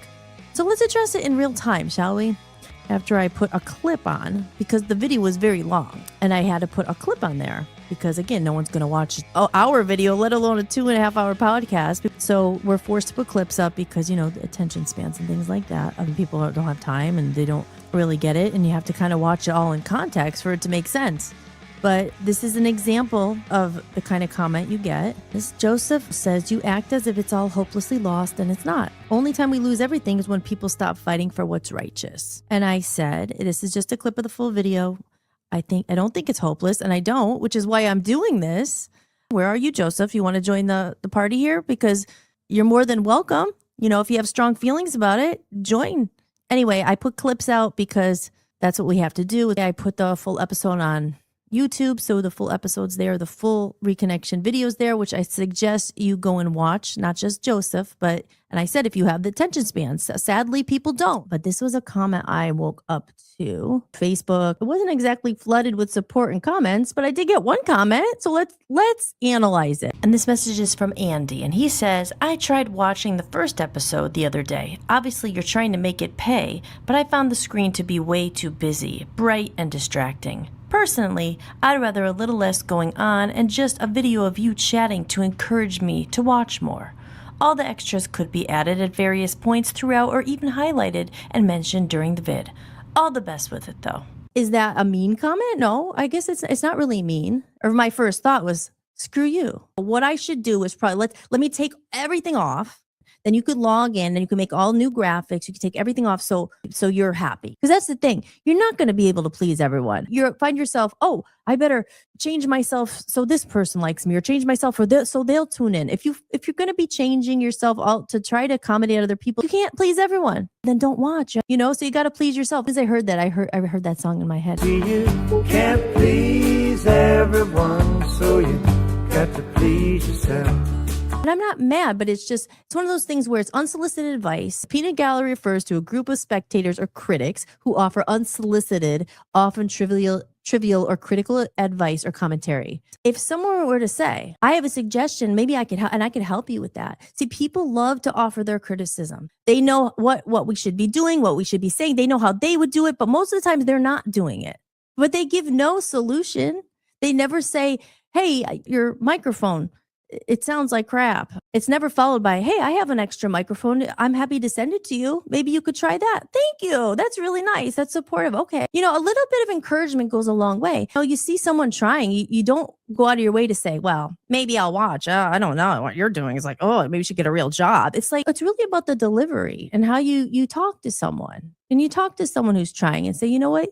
I bet you if you tried this, I bet you might get even more followers or even a bigger audience. Try it like this. You have to be kind to people. I would never go on someone's video and just be like, oh, your stream looked really busy and it's this. Well, good luck. Say something of support. Don't say anything at all. But this guy that I'm going to talk about is the example of someone who just makes your day.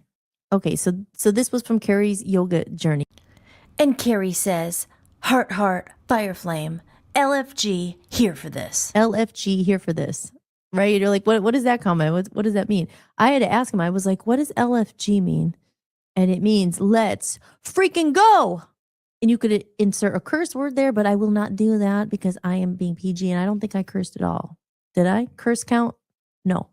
So let's freaking go. I'm here for this. And he had sent me some other messages. Can't wait for this. I'm a fan. Those are the kind of comments and support that is few and far between. That's not as common as the like, oh, what are you doing? What is that? I don't know. Maybe I'll check it out, or or thumbs down. This person is very supportive. Someone I went to high school with, actually, and I love him. Carrie's yoga journey. So and that's the thing too. It's like you want to support each other. It's someone I haven't seen in a long time. Kind of the wild card. You went to high school with them. You haven't seen them in so long. And you connect all these years later again, and they're just kind and real and supportive. And it doesn't have to be, but he likes the content, and I like what he's doing. He's a deep person, and he's doing his yoga, and we are going to get into the comment of the day. So this is how we do it. If I had the song, I'd play it. This is how you do it. This is a nice comment. This is from Andrew Charlie Brown. And he says, that girl from the Love Zombies. That's me. He commented on a clip, and I was, remember that girl from the Love Zombies? Blah, blah. And he said that girl from the Love Zombies is a fighter. Good luck, mate. Nice comment. That was just, it's nice. It's nice to, and he was a great guy. I remember he was a fan of the band, and he was always supportive. And those were, those are the people who, just a little bit of a kindness. And that was really nice. But a little bit of kindness goes a long way. Or don't comment at all. Just don't comment. People don't realize, as I said, there's people behind this, doing this and trying to entertain and put things out for other people and make an impact maybe in a couple people's lives. Put your heart and your blood, sweat, tears, your money, your life, your time into these things. And then when someone actually supports and makes a comment like that, like, it means a lot.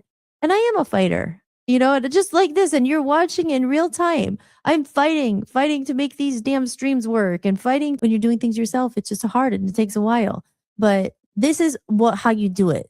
Be kind, keep going. As I said in other videos, it costs nothing to be kind. And then there's a comment, it costs nothing to be mean too, right? But why choose to be mean? Why choose to bring someone down just on purpose? What does that stem from?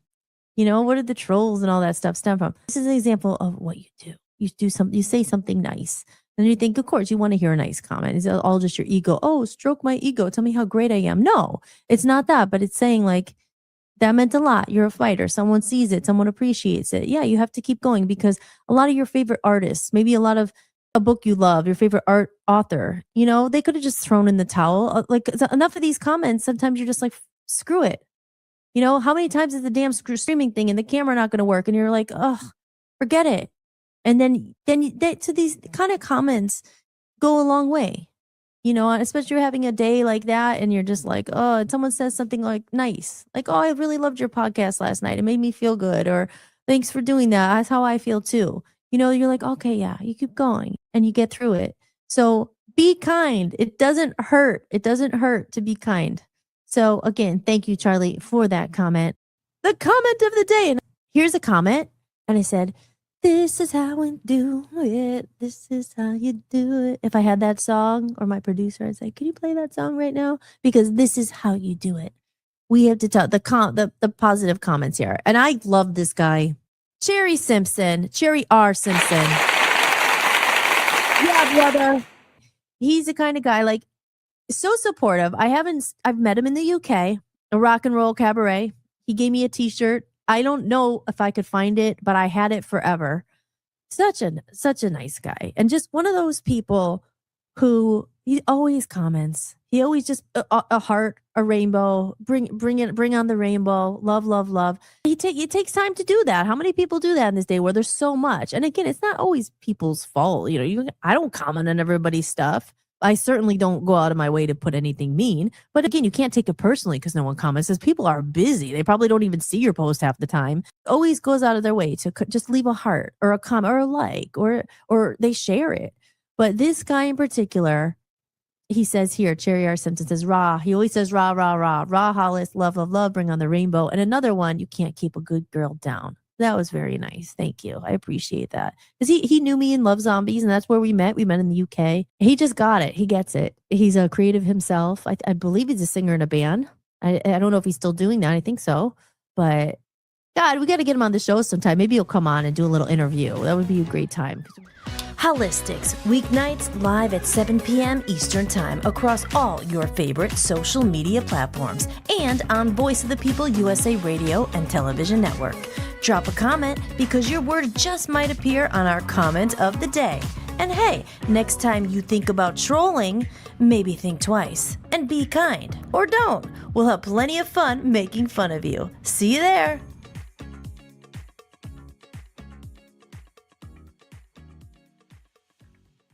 And there you have it, ladies and gentlemen, the comment of the day compilation. Let's see, how do I get myself back up here? There we are. Yeah, so I just thought that was kind of cool. But we could go into the new comment of the day. It's a nice comment. Again, I want to highlight the nice people and shout out to them. And, but if we do get a mean comment, because these are things that you go through, anyone who puts themselves out there or makes video and posts it, you get comments, and sometimes we deal with it alone. And people don't worry about the trolls, don't think about them. But sometimes they get to you and you're like, God, like, oh, why? Like I said, I don't want to push the cricket button. Like you put a video out and no one sees it, and then you hear crickets and you get one bad comment or one mean comment.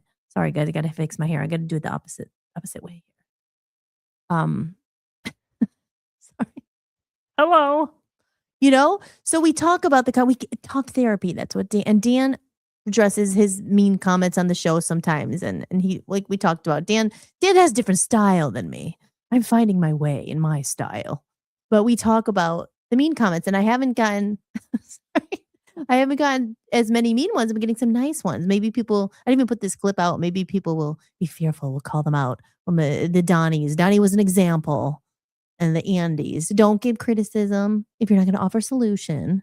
I mean, people still will. So we'll put some comments. I had another. Maybe I like to want to try to focus on the nice ones, like I said, but we'll call out the trolls. I'll find the one that maybe I'll do that one tomorrow, because that one affected me. I was like, but this was before I was live, so I didn't have the talk therapy to talk it out.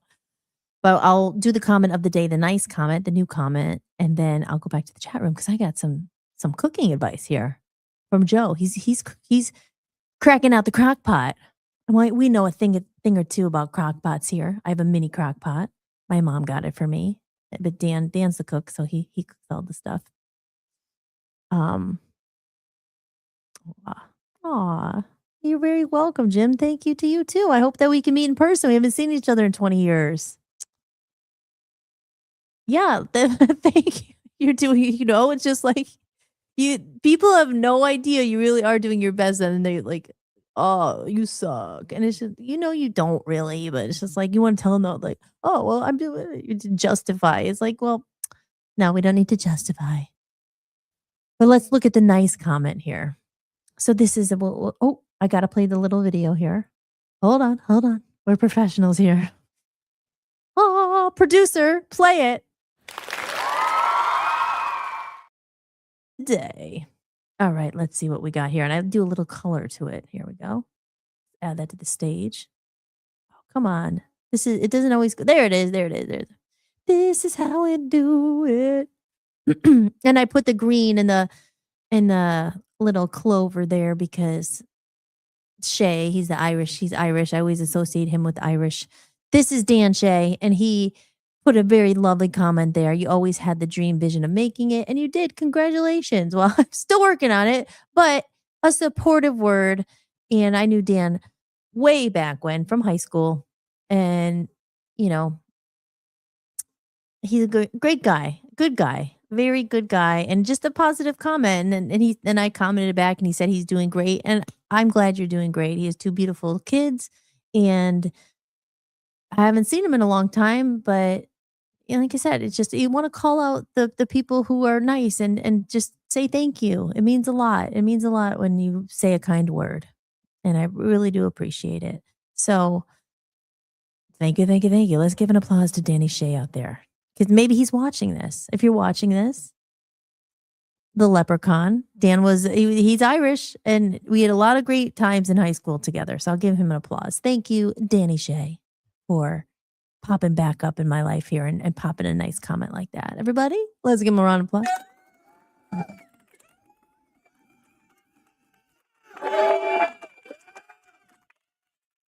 So that's the thing, the nice I like getting the nice comments better. Like I said, who doesn't, right? You don't want to feel bad. If you try not to let these things make you feel bad. And I think as you get more used to it, Dan's so used to it, he doesn't get bothered by them really at all. But he saw me, I'm like, oh, he's like, nope, you can't, like, look at these people who are saying it, they're not doing it. They're just there's trolls and all that stuff.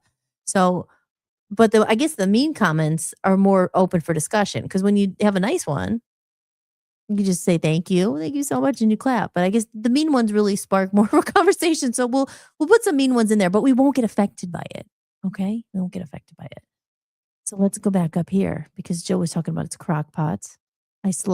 Joe slow cooks in the crock pot with 2 containers of beef broth, garlic powder, which is good for you. Garlic's very good for you. Onion powder and pepper, and cook it on low for 6 hours. And then that gives him 3 dinners for 3 days of the week, and I have a piece of that roast with the gravy over orzo pasta. Good. Yes, as you said, you make it last. because he's into saving money and not spending it. That's how I ration my groceries. You can really make things that stretch for and still have a good meal. Yeah, because eating out, eating out's expensive. I mean, Dan and I used to eat out when we had more money, but it's you have to tip them, and of course you have to tip. You can't be cheap. You got to tip, and they get in. You got to pay for the drinks, and sometimes it's not free refills. You got to go where there's a free refills. But so yeah, eating out adds up, and I was always kind of one of those where I don't know. I don't want to say I'm cheap, but I'd be like, man, you spent so much money on a dinner, and you could have bought like I need a new. I don't know. People don't bat an eyelash sometimes to spend out for a big dinner. I'm like, oh man, I really want like that whatever it was. Like, you could have bought a whole new outfit for that, or I could have bought uh, my toiletries for the week but and then you eat the dinner, it's gone, and then it comes out later, it's just like it's gone, you know. So I don't know if people wanted to take me out to dinner or something. That's nice. And when I lived in Hollywood, I never cared if they spent their money. They all had a lot of money. I was like, buy my dinner, So I didn't care, but it's like what you want to spend your money on. So, I mean, it's your birthday or something, but just eating out all the time, it definitely adds up. But then there's also the debate. I mean, groceries are not cheap. And when you're single and you're cooking, and if you are not into eating leftovers, which I eat leftovers. Dan doesn't like leftovers that much. And he's gotten better. He's gotten better. But then you're like, okay, when you're alone, you could go and get one of those pre-made meals. And some supermarkets have nice pre-made meals. Like we have the Giant Eagle over there. They're like they have a nice stuffed cabbage dinner. I like that one a lot. Stuffed cabbage, and it comes with the potatoes. And it's maybe like sometimes you could get them on sale. You go late at night, and it's like the reduced price because it's probably they probably put it out 2 days ago. So you get like, oh, it's only $5. Sometimes there's it's you save money, not save, but it equals. If you were to buy the meat, and then you were to buy the rice, and then you buy the cabbage and the sauce, it would probably just add up to the same amount. I mean, unless you could make a lot and have leftovers, like something big, like Amy had said she had her like the 10 pounds of meat. You could probably make a like long chili for that long, and it lasts. But sometimes it's actually cheaper. And if you're not a big cook like me, I would be always getting pre-made meals and stuff. So it just depends. It just depends if you're how many people you're cooking for, and if you like leftovers. Or what's something you could eat over and over again? Like chili is a good one. You could eat that for a couple days. Other leftovers, you know. Anyone else in the chat room here? If Jim says, come to Rochester, New York, free dinner. Aw. Well, you don't have to pay for it. That's okay. If you want free drinks, I know places. Free refills. Free refills. Well, thank you, Jim. We're going to be back in Pennsylvania in a couple weeks. We're going to be back there for Easter. Anybody have Easter plans? We're going to be back there for Easter, and so we'll be driving that away, back to PA, back to Scranton, my hometown there. It's good. You go to go see the family. I'm looking forward to seeing the kitties and the puppy and Smurgs. If you're watching the show out there, I'm hoping that you found this. I am a little disappointed on my website. It's playing, but it's playing Friday's episode. So I don't know. I guess maybe I have to change it every time, or I have to get the right video code to be playing the current one. So if you're watching on the website, you're watching the old one. You're not watching the new one, unfortunately. But we're getting there. These are things we got to work out. We got to work through it. But yes, Easter's coming up, and we will be back in Pennsylvania. And speaking of Easter, actually tomorrow I think I'm going to air the episode. So I forgot to say that yesterday when I was shooting the video that I played earlier about the video I watched, the Do It With God and everything. I also, what is it guys, emotional day, and I'll save that video for tomorrow if anyone's interested. It's quite the story. And that is about over here. Why am I small here? Let me take my thing here. If you see right over here, to the, I don't know, it'd probably be your left, whatever. It's under where it says tips to support the show. By the way, remember, if you're enjoying this and you want to support the show, drop a tip in the tip jar. We're going to do the drawing tomorrow, and the drawing, because if you drop a tip in the tip jar, we're going to have a new goal. And when we hit that new goal, if you had dropped a tip, you could be in the running to win a hand painted one of these babies. Not that one. That one. There you go. Hand painted lyric sheet. So we'll do that. We'll do that drawing tomorrow. And we will also. Oh, what happened to my background? These things happen, guys. There's the background. And now where's the background here? Remove. Here, let me go here. There we go. There it's back. Because this is part where I have to show the background. Again, Tinklepaw. I finally recorded the video of the Tinklepaw story. And it's an amazing story. I think I did tell Amy, but this one, anyone else out there wouldn't know. I think your dad's gonna appreciate this because it's a lot about the cats and what led to Ruby and Pearl and everything. I was like, it's a story I wanted to tell for a long time because and I hope people watch it because I really do want to get your input. It's a magical story, and I talked about it last week when we were talking about the pets. I was like, oh, I'll get into it later because it's a crazy story. It's a mystical, it's a magical story. It has a sad ending. That's why it was hard to shoot it. I tried not to cry. I did cry a little bit, but I try to keep it all in there. But it's a magical story. And tomorrow I'll air that. I was thinking Tinklepaw Tuesday. But I'm glad I finally shot it because I wanted to tell the story, but I wasn't looking forward to it because then I was thinking about her all day and I was just sad and stuff. But it's worth telling because it's how you look at it. Is it really sad or is it more she's an angel watching down? You obviously, she got hit by a car. So that's the bottom line. It's very sad. But we'll talk about it. But that's my little baby over there, and I miss her dearly. That's Tinklepaw, my little angel. She's watching out. Well, I'll air that story. It's kind of a long story because I really went into detail with the context, with the background and everything. Because you could tell the story, but you know how stories, it's like a joke. You got to do the lead up or the punchline is not as good. You got to give that lead up and that context to really show the impact of the cat and what happened with her. So with that said, we'll go down here. Aw. Heart to you, Amy, as well. I love you. Favorite movie to watch with Dan? What was that? What's your favorite movie to watch with Dan? The Biden Highway Exit, Mrs. You, yes. And Scranton there. What's a favorite movie to watch? What's some good movies that are out now? Anything we should watch? Honestly, we've been watching 24 every night. I love that show. It's so good. Good old Kiefer Sutherland. He's a musician. I just saw something with him the other day.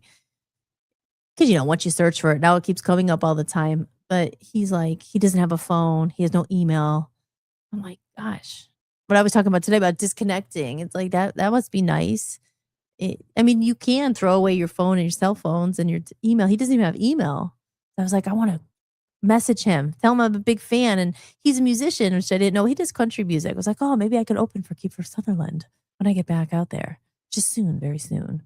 But if he doesn't have email, I don't think we're going to be able to find him. But he doesn't have email or phone. And it must be nice not to have that. I've always talked about, before the phones took over the world, that most people don't have a choice, and he's lucky, he made it.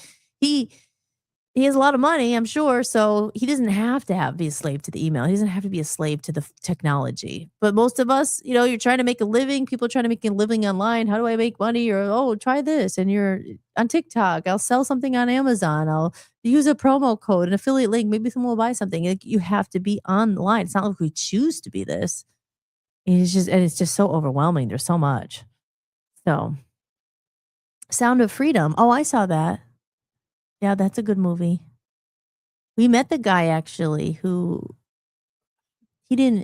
the actor who was in it, but one of the producers, because it was produced by Angel Studios, I believe it's called. We interviewed this guy named David Fisher. He's on Voice of the People U.S.A. Radio. If I forgot to mention that this is broadcasting live, we are on the VOPUSARadio.com. And if you have Roku TV or Fire TV or Apple TV, and you want to watch on a bigger screen and actually feel like you're on the TV, I am on there right now. I should be broadcasting live on our own network, VOPUSARadio.com. So if you haven't checked it out, go over. There's other shows on there, and you can put your email in. It's free to watch. You put your email in, you'll also get those emails I was talking about Holli-tics and other things coming. So go and support the network as well. Free to watch. But we have some big changes coming there too, some good changes. And it's been a long, long journey, but we never stop evolving and growing. I wish we did not have, True that. I wish we did not have computers in the palm of our hands. I know. It's like it's addicting. You have it literally. And I'm not good at all. I was like, you have to put it away, but sometimes we don't. Not sometimes. Like you live with it. And people work on it all the time. And how about the watches and all that? I have a Fitbit.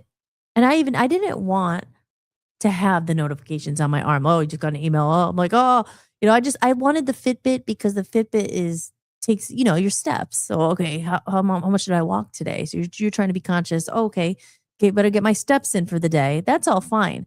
So I just have the Fitbit, but I think it does. Sometimes it'll say something like, oh, you got an email. I'm like, I don't want it on my wrist. It's bad enough on the phone. I don't need to wear it. I don't need to put it in my eyeball and my contact lens. Like, oh, what? Oh, I just got a text message. But these are things that people are saying is coming. Like they're already the technologies, guys. We are real humans here. Here, I'll show you right here. If you didn't remember on the screen, here, like get it for Amy's thing.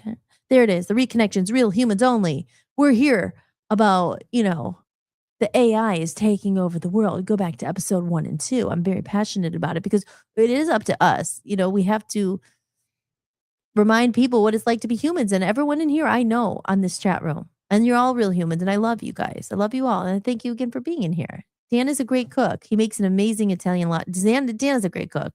He does. We were going to have lasagna not that long ago, but then we opted for a pot roast instead.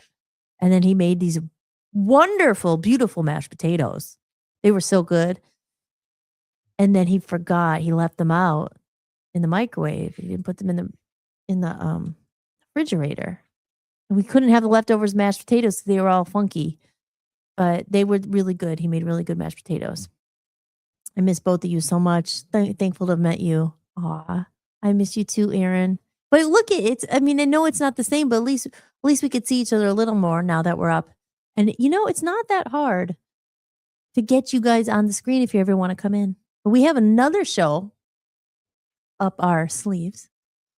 And I think it would be a perfect show for Aaron to maybe possibly join as a guest sometime. And I won't announce it yet, but it's coming very soon. Very soon. Potato pancakes. Ooh, I haven't done those in a long time. Holy moly, you're making me hungry. What's for dinner, everybody? We know we got beef stroganoff in the house. What else what are people having?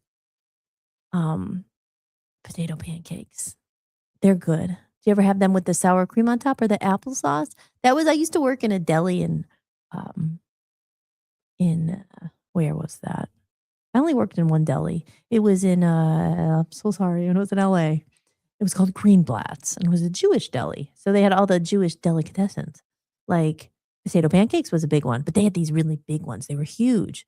And you would get an order. I think you'd get 1 or 3, and people would eat applesauce on them, or they would eat sour cream. I always put ketchup on them. I like that. I make homemade applesauce from scratch. That's cool. That's good. I did that too on that diet I was talking about. It was like you had to make your own little snacks and stuff, and you would have to roast the apples, not roast them, but you would have to put them in the crock pot. Oh, good. We got Maga diaper. Who called you Maga diaper? Maga dirt bike.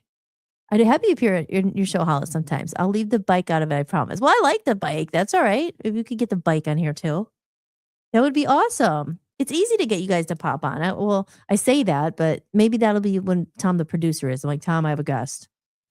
Speaking of guest, I ordered a book, and I'm going to have an author on the show. And she is, I think it's Dan. I think it's actually Dan's chirping around over there. He's making some movement, but we didn't check the mail today, but I'm pretty sure my book came, and I'm excited about it. So maybe after the show, I'll run down. But she's a girl I met in Clifford Township, and we were moving right before we moved to Maine. We were moving from Clifford, that's where Dan was, and moving to Maine. And at that point, we had to sell some of the furniture and stuff, so we couldn't take everything with us. We took a lot, but we had to sell stuff.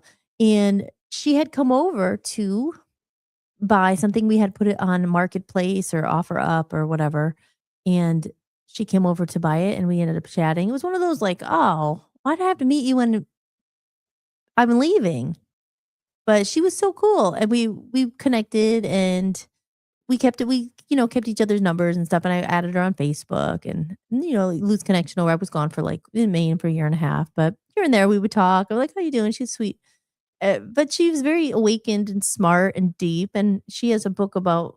I don't want to say too much because I don't want to misspeak exactly what it's about, but it's enough that I was like, "Hey, you'd be a great guest," I'm proud of her. She wrote this book, and it's about healing and trauma and shadows, and it's right up my alley. So we're gonna have her on the show after I read the book that's in the mailbox. So I ordered her book because you want to support those who are doing creative endeavors like all of you have done. Thank you so much to everybody in the chat room. I made a homemade applesauce. We said fiddleheads. Oh yeah.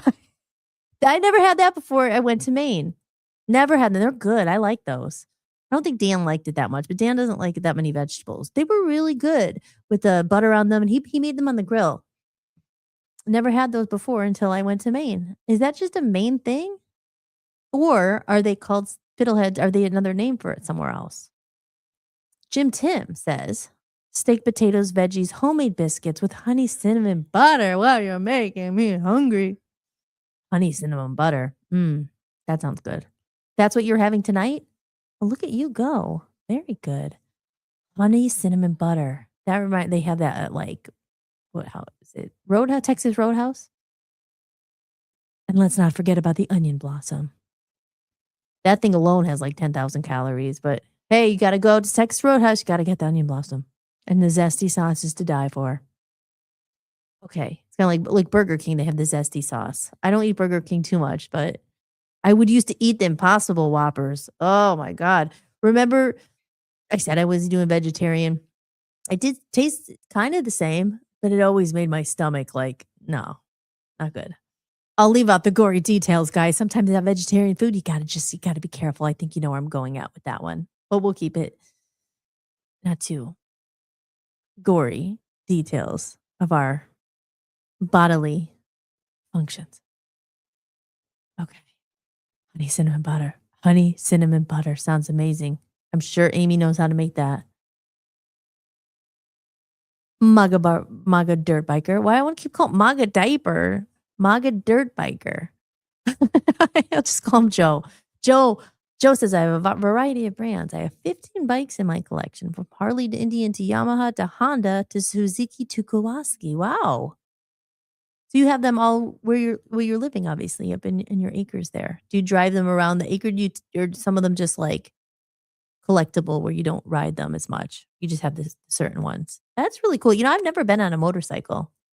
Amy, I know, has been on and Aaron, obviously. Dan's been on a motorcycle, but Hollis has never been on a motorcycle. Another thing Hollis has never done. And Aaron, maybe if you come to Cleveland, we could do it. I've never shot a gun. No, I did one time. But I never went to a shooting range. I don't know.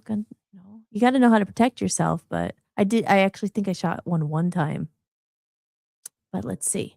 Only 2 Harleys are street bikes. The rest of them are all dirt bike. Oh, MAGA dirt biker. Okay, that makes sense. Dirt bike. No, never been on a motorcycle. Been on a quad, obviously with Aaron and Amy, and one other time before that. I drove a quad. It was funny when we went quadding, and I was just like, oh, I don't know. Like I was like the nerve. It's like if I could fall off, and I didn't fall off. But I wasn't like I enjoy for what parts of it. Then I enjoyed the scenery, but I was just being a dork. I'm like, oh, I don't know. And Amy's just like going. She's like, yeah, and I'm just like, I'm fine. Okay. The reason the bike came up because I made another video, funny compilation video for Dan and Hollis. In one segment, I rode my dirt bike in the living room after making a joke. It was good. Oh yes, Aaron. So Aaron, if you guys don't know each other, Joe is in Ohio, and Joe is a big supporter of the show, and he's just an awesome person. And so is Aaron. And Aaron is married to Amy, and they are residing in Frenchville, Maine, and that's how we know each other. But Aaron's great with the snowmobiles, and they have their ATVs. I hope they feature you. That would be awesome. And Jim Tim says, yes, I make my own. Oh, you make your own cinnamon butter? Maybe someday on the show I can do a little quick video tour of my barn for everybody and they could see what I did with it. Yeah, that would be awesome. I would love it. You edit the video. I like that. I like that someone else is making videos. Thank you. That's so cool. I love it. Let's see. I got Dan and Hollis to ride snowmobiles. You did. That was the first time I've ever been snowmobiling in my life. And of course, Dan fell off the snowmobile. Is he all right? I was Dan. He was doing good too until the very end. I'm like, Aaron, the Dan's on the ground. Poor Dan. And then, we were on it together. He was like trying to be all like hip. Suave he says he was because I heard him screaming. I was concerned about you. Yeah, I know. I was just like, annoyed. Like, you fell off this. Is it going to be hurt? Is his leg going to hurt after this? What are we going to do? But he was okay. He got through it. Sorry. Okay, let's see. Zesty sauce. Oh, yeah, from Burger King. Yeah. It's good with onion rings. But there's some of that food, though. Burger King's one where it's good, and I do enjoy it in the moment, but you always regret it afterwards. Like, I don't know. Love being out on that motorcycle. Yeah, you have a motorcycle. I've never been on the motorcycle. Yes, we rode a MXC 800 Adrenaline. Onion blossoms.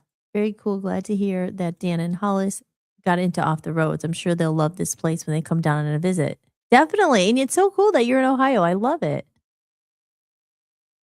I know. That was our fault. That was my fault. I was always like, I have to edit videos. And I miss life. No more. And I say that, and then I'm always stuck behind it. But I guess it's my choice. But we will get there. We will get there someday. Because I need to learn how to shoot guns, I guess. I mean, I need to protect myself. Who knows? It's just a good skill to have. It's a dumb fear. It's just kind of, I don't know, I'm scared. Aaron says, I know I would love that content, a tour of your barn. And your property must be beautiful. The land must be beautiful out there. 3.5 acres. That's big. Have either of you drove off-road Segway? I don't know. Not sure. Maga says, well, Hollis, I have only 2 museum pieces. One old dirt bike and one Harley chopper that I had to retire because I was not able to ride it anymore due to arthritis and lower back trouble. But he still rides his Harley Lowrider, which I bought brand new 33 years ago. So yeah. Yeah, never been on a motorcycle. Yes, Amy and Aaron love the motorcycles. Even when I was a kid, I rode my bike. My dad was always like worried. So my dad was always worried. I mean, parents, that's what they do, right? So we lived in Scranton in the city. So he bought us bikes. My sister remembers this. My sister's probably not watching. Maybe she'll see a repeat of it one day.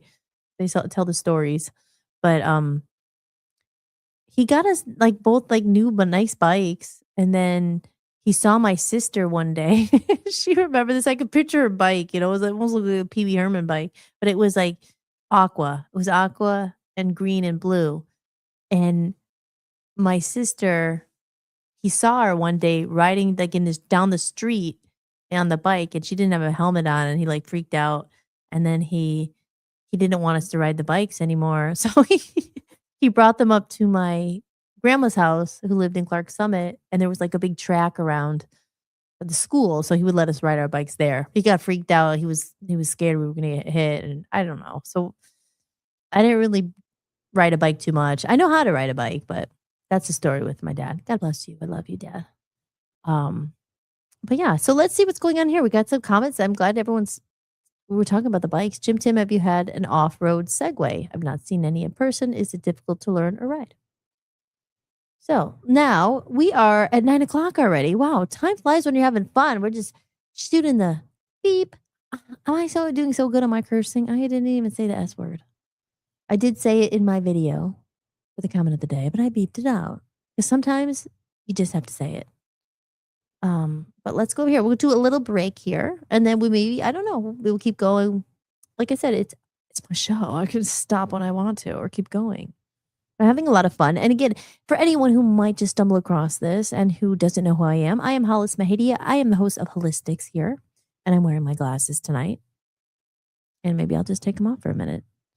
But I'm here every night in your living room, broadcasting live to your living room, to your bedroom, to your bathroom. Maybe you're poo scrolling. That's what I say.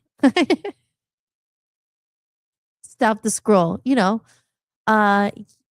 Wherever you're watching this, and I may be keeping you company, and you're like, who is this girl? What is this? Or maybe you've already scrolled by now and you're gone. You're long gone. And I'm supposed to try to get you back by doing something silly. Like, stop the scroll. Here. Stay here. This is a community for real people, real humans, real people. But if you are listening to me and you found this, thank you for coming into the stream and for being here. I am Hollis. If you want to support the podcast, you can drop a tip in the tip jar. You could go right over to my website, hollismahady.com. It's right here. There it is, right there under my name, hollismahady.com. And you could find the link that leads over to my Buy Me a Coffee, or you could do a one-time donation. You could do a donation. You're going to get into the running for another hand-painted lyric sheet that we'll be giving away when we hit the next goal. So go check it out, hollismahady.com. And thanks for being here with me. We're going to take a short commercial break. Then we're going to talk a little bit more. And the whippersnappers. What are the whippersnappers? I know that. Oh, you little whippersnapper, you. You're a little whippersnapper. But what is it? Now, this is where I would say to my producer, Tom, who's not here tonight, but he may be coming some night. And I'm going to say, Tom, can you pull up the definition of a whippersnapper, please? Please? And he will let me know. But maybe Tim will. So, Jim, you tell me what the definition of it is, and I will play a little break for those of you who maybe are like, who is this girl? I want to know a little bit more. I'll tell you more about it. I'm a singer. I'm a musician. I have another podcast. I went to shoot an episode. I actually was going to do that last night as well. But of course, the studio, I wasn't working and I wasn't able to do it. But it's all coming, guys. It's all coming. Here, I'll give you a few little commercials here about me, and while we take a break, take a drink. I have one last gulp of my slimy coconut smoothie. Okay, not even a gulp, like a little sip left. It's pretty good. It's like creamy, but almost like a little slimy. It's not bad. Coconuts are good for you. So let's play a few videos and grab yourself a drink of choice. Here we go. Let's see, what should I play? How about this one? Anybody? I need to make some money. So if anyone has a business and they need a commercial, I offer a lot of services you could check out. I just don't do it for myself. I do it for other people as well. And I'm happy to talk to you about your project if you need something. If you need a video for your business or a thumbnail. Thumbnails are very important, guys. They stop the scroll. So you need to have something catchy. And I've made about 10 million of them. So I'm pretty good at it, pretty fast. I can make you something brand spanking new that'll catch the eye of that person that you've been hoping saw your thumbnail. No, I'm not talking about your thumbnail. I'm talking about the thumbnail. That's the cover photo, another name for it. Just in case you don't know that, I'm here to enlighten you and let you know what thumbnails are. So here we go. Hi guys, I'm Hollis and I'm here to bring your creative vision to life. Whether it's designing your video thumbnails or editing your content or recording voiceovers for commercials, I've got you covered. I'm part of the in-house production team at Voice of the People USA Radio and Television Network, and over the last 6 years, I taught myself everything from production to post-editing and beyond. I know exactly what it feels like to be stuck, overwhelmed, or unsure where to even begin. And that's exactly why I now offer these services to other people as well. So if you have a project you're working on, you can hit the link below where you can see examples of my work, from commercials I've produced to voiceovers and more. And if you like what you see and think I can help with what you're looking for, feel free to reach out. We can create something awesome together. Life is a gift, the game we play.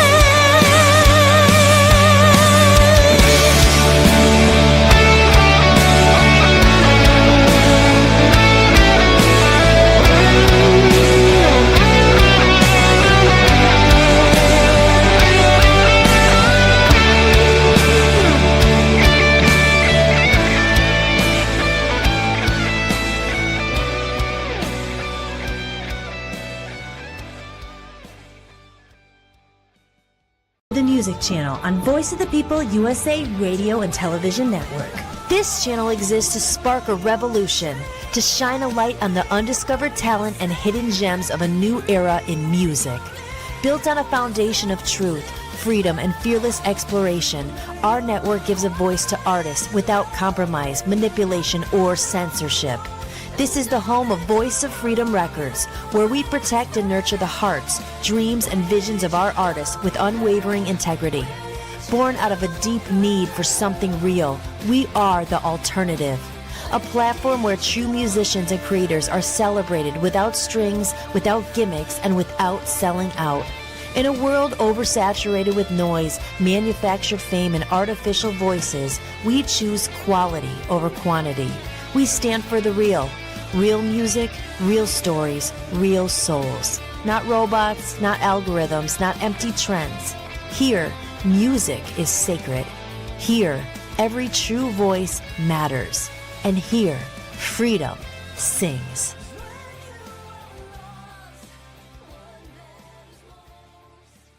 When you're truly independent, creating music isn't just art, it's devotion. It's late nights, long days, and pouring your own time, energy, and money into something you believe in, something you feel called to bring into the world. Right now, the world is overflowing with content, music everywhere, so much of it generated in seconds by machines. And somewhere in that noise, real artists are fighting to be heard. The ones who spent years learning their craft, the ones who turned their pain into songs, the ones who kept going when it would have been easier to quit. Most people scroll past without thinking about the soul behind the sound. But if you ever find music that moves you, that heals something in you, that makes you feel less alone, remember, there's a real person behind it. Because good music isn't noise. It's something sacred. If you discover music that speaks to you, support the people who made it, if you can. Music has always been such an important part of my life. It's been a constant, a lifeline, a force that shaped who I am. I understand the heart of an artist. Those who create, not for fortune or fame, but because the music lives inside them. Because it's what fills their soul. That's why I created Voice of Freedom Records. Not just as a home for my own music, but as a place where one day, others can bring their voices to the world. In a time when algorithms and fleeting trends seem to decide what we hear, we focus on the quality, not just the quantity. We search for music that matters, music that speaks to the heart, that stirs something deep within us, that reminds us what it means to be human.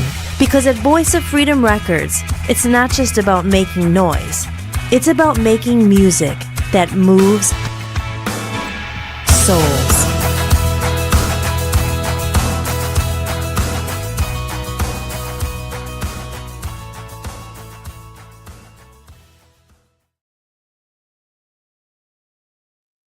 Commercials. Thank you for listening. And you are back. I am back. You are back. Maybe you didn't leave. So I'm back. If you didn't leave, then you're not back. You've been here. I've been here, but now I'm back. Okay. So with that said, I want to say, go into the chat room, check that out. I totally forgot what I was going to say. Oh, I was going to play a little Dr. Wayne Dyer. Let's check the chat room. You guys are chatting here. Awesome. Oh, Travis and Charlene are here. Welcome. Hi, guys.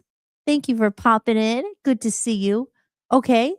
And before I left, Travis and Charlene, I don't know if you were here, but we said whippersnapper, and I wasn't sure what exactly that meant. I just knew the term whippersnapper.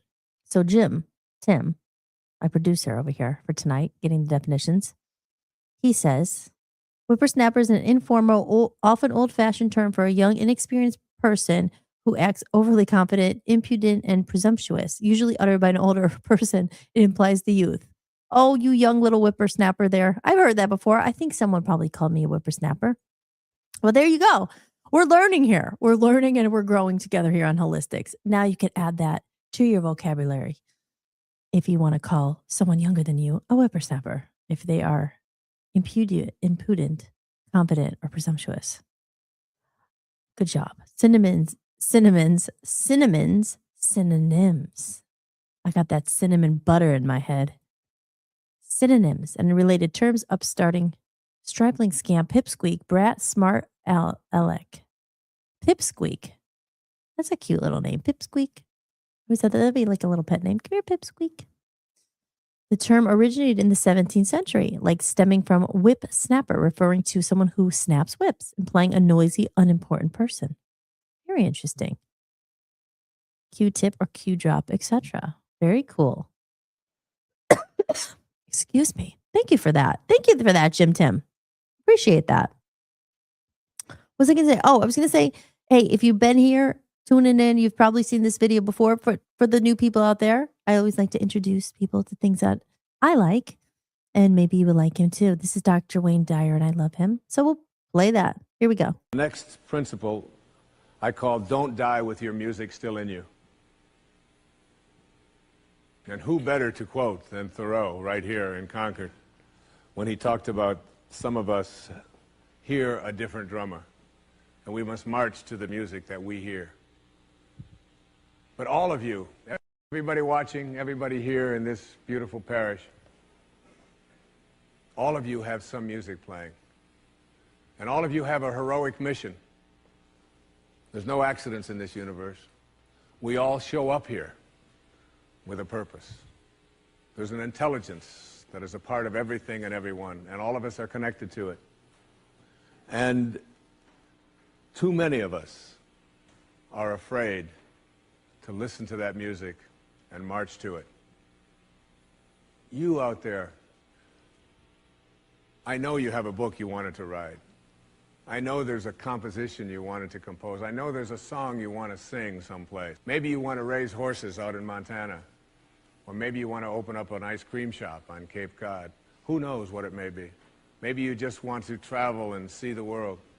Maybe you want to go into a relationship with someone but you've been afraid to, but your heart says it's the right thing to do. All of us feel something. And in Leo Tolstoy's famous novel, The Death of Ivan Ilyich, he asks this question that would be terrifying to me. He says, as he has his accountant from Moscow lying on his deathbed, contemplating the horror of this question, what if my whole life has been wrong? I've known what my music is. It's playing right now. And why do I always play that? That's one, I think is going to be a staple in the show. Because I feel, as I was talking, it's related to the comment of the day and stuff. And when that comment I got last week, like get a real job and everything, it's just a theme. Sometimes people just need to hear to keep going. Whatever it is, and maybe not even a creative pursuit. And I said, even if that's just my purpose here, I've always been a cheerleader for people, like to keep going. Don't give up. Honestly, I'm a health coach. I'm a certified health coach and I have my certificate. I should bring it out and show you guys. And there was different paths you could take to different courses and things and the life purpose coach and all that stuff. I play this because I think sometimes people, you don't always get support. And outside of the people in this room, and I have gotten some really kind words, but again, I'm back out there now. But there was times where I was just alone and building all this stuff. And, sometimes you just need to hear it. So I want to be that person. If you're out there and I don't know you and you don't know me and you might be watching this and maybe you had a bad day and maybe you're trying to set up a podcast or maybe you have a song and you're trying to put on social media and no one's looking at it and like you have no views and no one cares. Don't stop. Just don't give up. You're not alone. Hey, I'm here. I probably know exactly what you're going through and I've been there myself. So if you think you're alone, you're not. That's again why I wanted to do this podcast. I like to end it saying you're never alone. There's people out there, different circumstances. Some people are like, they have big families. They always have people around. And then there's some people who don't have anybody around. You're older, or maybe you didn't have kids. You don't have a pet. Maybe your pet just died, God forbid. Now these things happen. So if you're out there and you're struggling, I'm Hollis. And that's why I'm showing up every night to be here, just to remind you that you're not alone and that you matter and that whatever your goal and your dream and your hope and your passion is, even if other people don't believe in it and they're telling you or they're giving you a mean comment, keep going. Don't stop. Do what God put in you. Do what's in your heart. And everyone, be kind. So maybe I will. So I have, I made a little meditation thing because I don't want to stop yet, but I do have to go to the bathroom. That's a problem when you produce your own show. You have to take a wee, a tinkle break, and then you have to play a commercial. So because we are on that subject, well, we were on the subject, and I opened this whole TV show, I was going to say, this podcast with connecting and getting away from the digital world and all that. I made this little meditation, and I might play it for you. And I first I'm just going to play the song and say, maybe I could start every episode with this, and we could just connect and because we need to do that sometimes. There's so much technology, and then I added a little like voiceover to it, so it's a guided meditation, and I haven't actually debuted it on the show yet. So maybe I will play that, and I will go take a quick break, and I'll come back. So this is why I made it. It's for me as well. And this is on my Buy Me a Coffee as well. If you sign up to be a member, you could get it to download, and you can listen to it every day, even when I'm not here. But let me see if I could find it, and maybe I'll play it. And this is a song I love. I found it on Epidemic Sound, which I talk about. I'll play that commercial after in case you like the music, it's a great little platform. And that's where I get all my music for the show. So as a content creator, a person making videos, I've discussed this. I don't need to go in depth, but you can't just take other people's music and play it without, one, getting a copyright strike, or two, if you don't pay for it. And who could afford these big names? So you get smaller artists, and this music's licensed, and it's through Epidemic Sound. So maybe I'll just play that commercial real quick. The Epidemic Sound. And if you want to try it out, you go over to my website under podcasts, and I have a little link there. You get a free trial, and if you end up signing up, I get money off my membership or something. So no one's done it yet, but if you like it and you want to sign up, you get the free music. If you're a content creator, it's great. It's great. And if you're just a listener, you might find some different songs that you've never heard before. Like I closed my show out with a band I discovered. I don't know if they're a band, but they're like a group. I don't know if it's just that they make the music for this platform, but it's a song called Lights that I always play, and it's a good song. I love it. And I just had it here. Producer. Oh, wait, that's me. I'm sorry. That's me. Okay, now I can't find the Epidemic Sound one. Yeah, I couldn't find it. It's here somewhere. Okay, so we'll just do the meditation instead. And I'm going to play the meditation. It's 3 minutes and 19 seconds. And if you need this today, maybe you just need to disconnect. Or maybe you just want a moment, you could put the volume down and not listen to it and have the moment. So I haven't listened to it every day, but I need to start listening to it every day. I'd listen to it once in a while, but I got to listen to it every day. So I'm going to play it, take a break, and then when I come back, we'll talk a little bit more and see what's everyone having for dessert. All right, here we go. Let's see. All right, guys. This moment is for you. Might be the only time today you can disconnect, take a break. Social media, the hustle, the bustle, the noise. Just let it all go. This is your moment. And even if it's only a couple minutes today that you have for yourself, this is time for you. Take a deep breath in. Really feel it. Remember that we're human.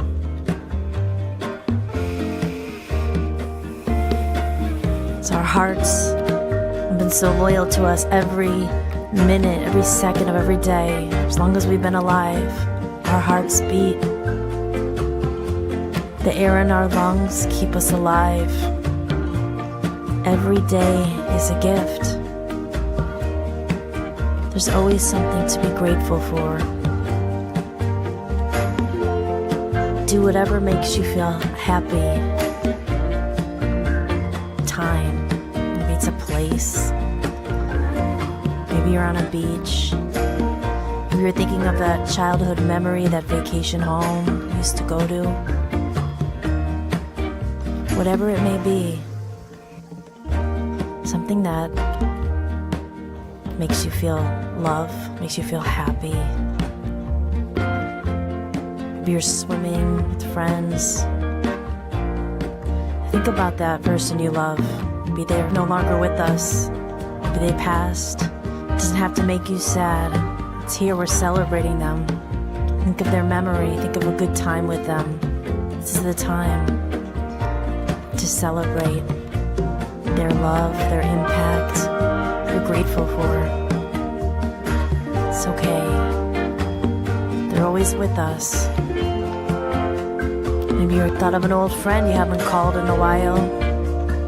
Always remember, make the time. We get so busy with the hustle and the bustle. It's easy to forget what truly matters. Love. Connecting. Nothing's ever guaranteed. Each day is a gift. We're allowed to be human. To celebrate being alive. Take a deep breath in. Really feel it. Remember who you are and what's truly important. You are always loved. And it starts with loving ourselves and taking those moments for yourself. We matter.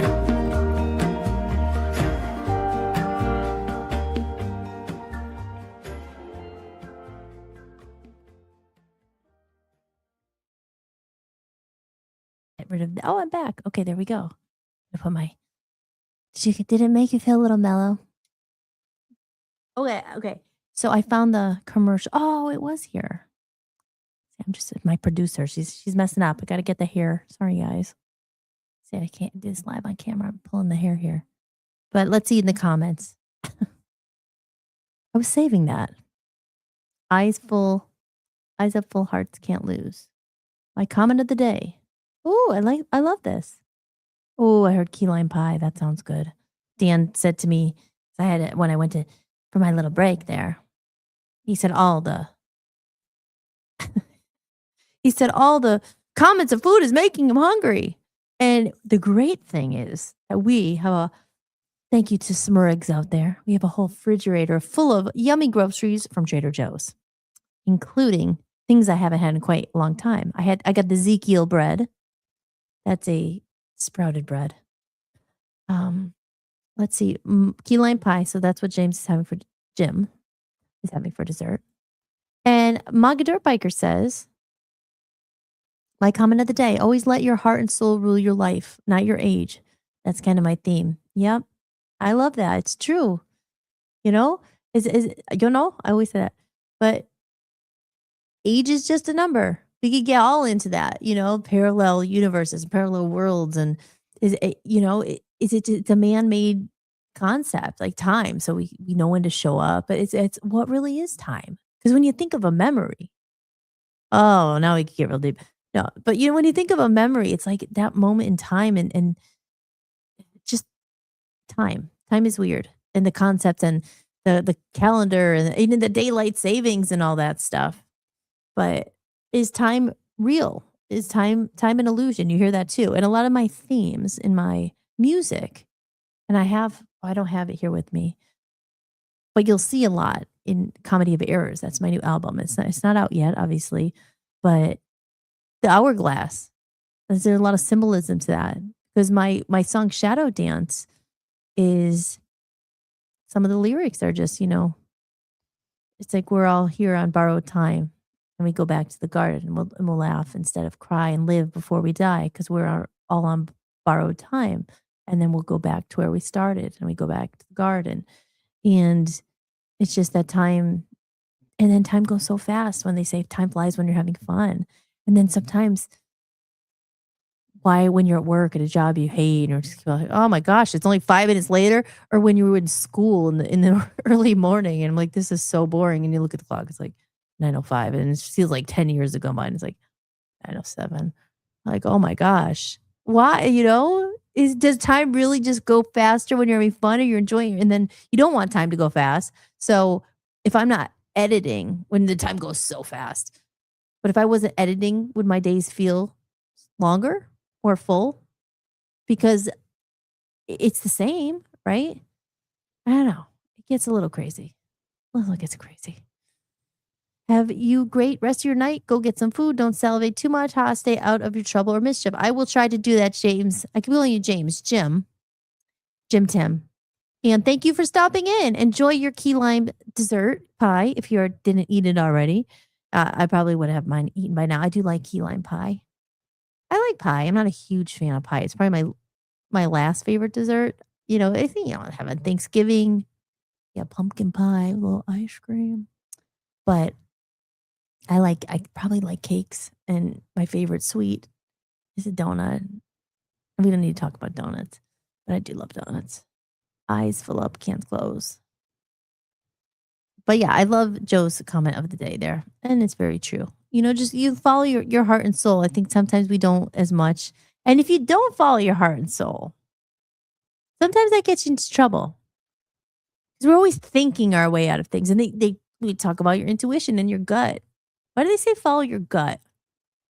Follow your gut. You hear that a lot. Your intuition is they say that your gut is your second brain, or maybe it's even your first brain. It's something like the gut is very much attached to. The gut's very important. You hear a lot about gut health and how that affects so much of your body and everything. But follow your gut. Why do they say that? Intuition. What is intuition? It's that voice, that voice that you just know. It's that feeling. It's that energy. Like you said, when someone comes into a room and it's like, what is that? That's a vibes? Is that stuff you can't see? Is that really good energy, bad energy, dark energy, intuition, gut? It's interesting. But when you don't follow when your mind, they say that your mind is your worst enemy, right? We can be very mean to ourselves, our inner critic, all that stuff. Your inner critic. Oh gosh. Go away. Inner critic. That's the person who's always like, they're there. And it's like, who is that? That your mind, your ego, their other part that is not godly. It's not the good, like the good part. It's the fear. It's the inner critic. Actually read a lot about that in those life purpose courses I was taking. She did a whole video about the inner critic, and there's a lot with that. Like we're hard on ourselves and we're mean to ourselves. Maybe not everybody is, but I'm just saying, like, that's like the human thing. It's like, what are these voices? The angel, the devil, eat the donut, don't eat the donut. Oh, you're what is it? Every time you play that, it makes me feel urgency. Oh, the music that we have been given must be expressed. Don't bury your talents in the sand. Don't be the wicked, lazy servant. Aw, Aaron. Yeah. Every time what the Dr. Wayne thing, right? So true. And there are so many years I felt it too. I was like, oh, I have to make it perfect so I can put my album on and I have to do the pictures. And I'm here now. So I'm like, okay, but it is urgent. Because you don't want to. And that's why even this podcast, this always felt urgent to me too. Because they say people have told me your voice is your gift. It's like, I'm not using it. Why aren't I using it? Because I was very proud of you, Aaron, when I heard the recording you sent to me, and you have a great voice and you have passion. And I was so proud of you when I heard I don't know if I say sermon, but the reading that you sent me, and you were doing it. And then, and that's what you're meant to do, and music as well. And because we do it. Listen, I am definitely not, hey, do this, because look we're working this out together. What is it?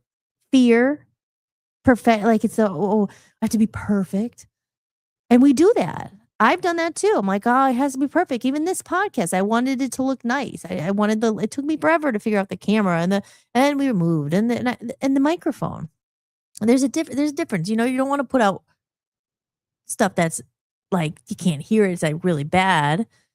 But then you also, if you wait for perfection, it may never come, because there's always going to be something. Oh, well, I don't know. And we psych ourselves out. And it was some Think Media. It's on YouTube. And he was just push record. Like, you just have to start. That's why even with the podcast 1, I could have waited until I found a producer. But then there'd be another excuse. Well, I have to find the money to pay him. And it's like, well, you know what? That's why I'm honest. I'm doing everything myself, because if I didn't, I probably wouldn't be out here and I wouldn't be able to be talking to everybody. So you have to do it yourself and just let it evolve in real time. I know that it will get where it needs to be. I know that eventually I will get help. I know I will. but you have to start somewhere. But how is someone going to help you if they don't know you need help? Because I'm not here. So there's that balance. You don't have to wait for everything to be perfect, because I've done that. But at the same time, I was building stuff for a long time. It took a long time. But I always had that urgency as well. It's like, don't die with the song still in you. And I have that. And I keep saying that, but I'm going to try to find that recording. If I remember, I have to make a note. Don't die with the song still in you. Don't wait for the perfect ending or the line to rhyme. If you got something, don't let it slip away. Some days today, fire away. Don't wait till tomorrow. You know? Let me see if I can find it. Well, no. See, this is what I do. I had a producer because I have a clip of it. I know I have it. But let me see. Maybe I'll play a media asset here and then try to find it. The Cleveland Rocks podcast. Were you guys here, Aaron? Were you here Friday night? Did you hear the Back to the Good Times song? Oh, I love this song. I really want to make a video for this. I was going to only save it and play it on Fridays for the TGIF. But maybe I'll play it just so it gives me a minute to see if I can find this other little clip of Some Days Today. But it's a good song. And I did say this was generated by AI. I speak about it a lot. It's in my first couple episodes about, AI and the music industry and artists, and we're getting taken over by robots. And that's what the reconnection movement's about and everything. So I don't use AI myself for my own music. That is all generated by me. But, these tools are there now. So like I need a quick song. I didn't write it. I wrote the lyrics. I mean, I typed the lyrics in and said I wanted a song like 80s vibe. And I wrote in some of the lyrics and it generated this. So maybe I'll play it because it's a really good song. So, and I want to make a music video for it with a Nintendo, and we need the props and all that. So we're going to do that. Here, I'll play that and I'm going to see if I could find this other clip. All right. So here we go. If you didn't hear it, a lot of people probably haven't heard it. So here you go. This is a good song. This is called Back to the Good Times. This is for all those not millennials, zennials and baby boomers. And let's just say it. Us old folks now. Okay, here we go. Remember when Friday night meant something? When we rushed home before the streetlights came on. Yeah, this is for you. Bike tires coming down the block at dusk. Hide and seek until the streetlights buzz. No texts, no feeds, no scrolling screens. Just scraped up knees and childhood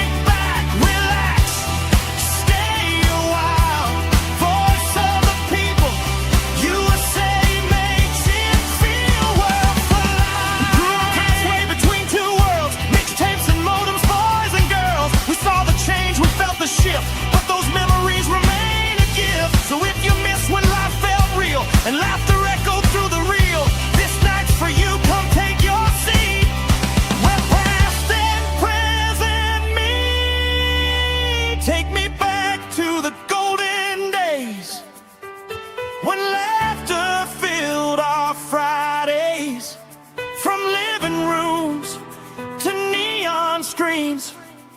We're still chasing childhood dreams. If you remember, sing along. This is where you still belong. Friday night, we reunite. Voice of the people, U.S.A. It feels like home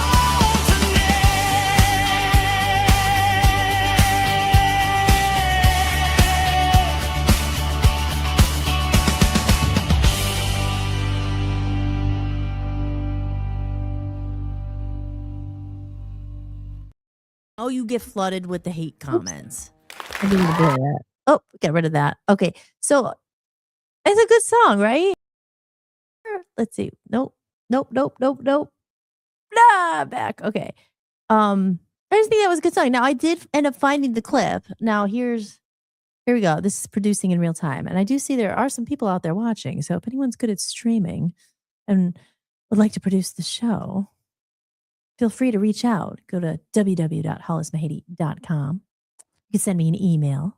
And if you're watching, you go there, check it out, sign up for the email list. I will let you know when I am back. I am back every night at 7 p.m. Eastern Time, streaming on the Rumble, streaming on Facebook, I believe, on my website, streaming on VOPUSAradio.com. If you're watching this on the Rumble, you're probably on the VOPUSA radio account there. And I am Hollis Mahady, host of this show. It's called Holli-tics. And we are just getting together every night at 7 p.m. I am a voice for those who want to connect. And again, sign up for the email list. You download a free copy of the Reconnection Movement, and that's free. It's a whole PDF I wrote. There's illustrations and everything. And you just put your email in there and you could download that copy for free. So check that out. Now, as I said, and if you are watching and you're feeling generous, support the podcast. If you're liking what you see, I'll play it. It's only a couple seconds, but this is how you can support. Are you enjoying the podcast? If you'd like to support what I'm building, you can buy me a coffee. Every bit of support helps me keep this podcast going and release my music independently. You can leave a one-time tip or become a member for a few dollars a month and unlock exclusive content and behind-the-scenes footage you won't find anywhere else. Just visit buymeacoffee.com/Hollis Mahady or scan the code you see on the screen. And thank you guys who have bought me a coffee so far. I really appreciate it. And like I said, I might be buying more juices than coffee. And I had my lovely coffee this weekend, as you saw earlier. If you were here for all this time, I've been here almost 3 hours already. Time really does fly. I'll talk about the time. But I had a banana pudding, cold foam, extra large latte. It wasn't extra large, large from Dunkin' Donuts. And it was really delicious. But I used to get them all the time. And I was like, oh my gosh, you spend a lot of money on these things and make it at home. But on Saturdays, I will go out and I will get a coffee in your honor of all those people who bought me coffees. I really appreciate it. But truly, the money does help keep this show on the air. And we're going to look for some sponsors. I think it's time to get a sponsor. I really need a sponsor. Because then you just talk about their business and maybe they give you money to promote their business. So we need a sponsor. I need a sponsor. But those donations and the tips, just throw $1 in the tip. It helps. It goes far. I know, who is this girl? Why is she asking for my money? Everybody's asking for money, but the buy me a coffee and the money I make, it does. I'm an independent musician. I'm an artist. I do a lot, putting out my album myself independently on Voice of Freedom Records. I was in the music industry for a long time and I didn't like it. So I said, I still want to play music. I don't put my stuff out to reach people. But unfortunately, to reach people, it costs a lot of money this day and age to break through the noise. And I would say the curse word, but I'm being very mindful not to curse. So if you are enjoying the podcast, consider donating. Just a drop a tip in the tip jar, and you could be entered to win a hand-painted lyric sheet. We hit our goal this is the 8th podcast. After 7 podcasts, we hit our goal of $100. And because of that, I will be giving away one of these beauties that I made. It's not that. At the stage. There it is. There she is. So I did find that song, and Aaron is okay. You guys are talking here. Oh, French. Bonjour. But I did find the song. Here's the hard part now. If I could get it up on the screen. So let's see. It's in my window. I had to go to my Instagram here. And this is just the Some Days Today song. I haven't heard it in a long time. I don't even know if I played the whole song. But this is what Dr. Wayne was saying, and this inspired this song. And again, I wrote it many years ago, maybe 10 years ago at this point. But I would love to re-record this and put this on my second album. Because I'm working on my second album, believe it or not. I still got to get this first one out there. But I want to give it the best shot it could get out there to break through and for some people to hear it. So unfortunately, it costs a lot of money when you do it yourself and you don't have a record label. I mean, one that's giving you backing, but really record labels don't give much money anymore. So that's why I said I'm going to put it out myself. So, you're balancing, you're working and trying to make the money to put it out there. So again, all that help and support, it really makes a difference and I appreciate it so much. Okay, so this is the tricky part. I don't like to have dead silence on the air. But I'm going to try to share my screen here. So let's go to here. This is the part. I'm always scared I'm going to click something also that's like, let's see, image file, stop screen. What's this? I'm scared I'm going to click something and disappear. Oops, like that. Invite guests to the studio. Anybody want to come on? We'll have to do that a little bit later. Here, let's see. Let's see if I could share. So it says stop screen. Actually, I don't know if I want to do that. I'm going to need my producer to come out here. I do have a bit of help. So if he's listening, there's a delay, but I would like to play this song. And when I'm doing it in real time, it's hard because you hit a button and then it all goes to the wind. Like the other day, I was messing with the Rodecaster here and I put my voice on helium and it was kind of funny for the first like 30 seconds, but then I was on helium for like 5 minutes. Thank you, Mr. Producer Friend. He's here and he's going to help me. It's up there. It's the Instagram. We're going to share the screen. Here, honey.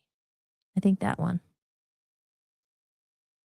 See, it says stop screen. That's why I don't want to mess it. I have a lot of screens playing. Any of them. Yeah, you get rid of that one. I just played that. We get rid of the comment of the day. We address the comment of the day. And remember, guys, if you are feeling, I was going to say frisky, but that doesn't really fit. If you're feeling frisky. No, if you're feeling like you want to write a comment, you can do so. There we go. There it is. Thank you, Dan. Okay, so I want to add, don't leave yet. So I'm going to add this to the stage, but I want to play one video if I could find it. Before, I got to go here. Okay, let me see if this is the one. I think this is from a long time ago. There I am.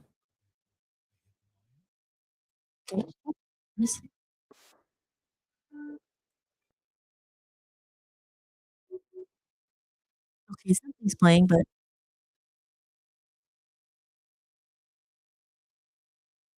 okay, let me hold on one second. Look at that. That was in Holly's Playhouse in the. Don't wait till your heart stops beating. Don't wait till your lungs aren't breathing. That time will surely come. You and everyone. Someday is today. Fire away. Don't leave it till tomorrow. Someday is today. Fire away. Don't leave it till tomorrow.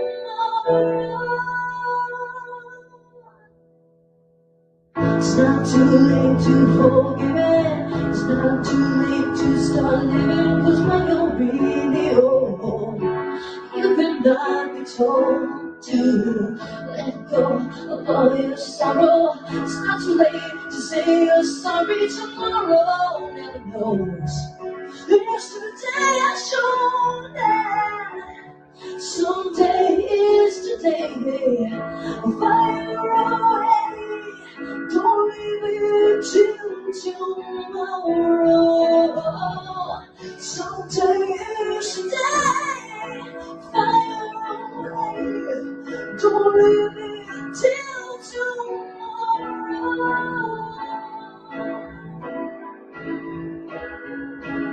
No, no, don't let it slip away.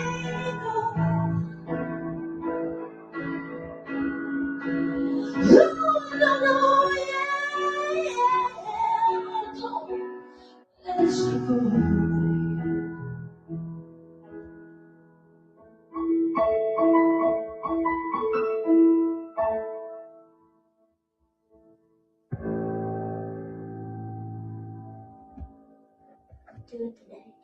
Do it today.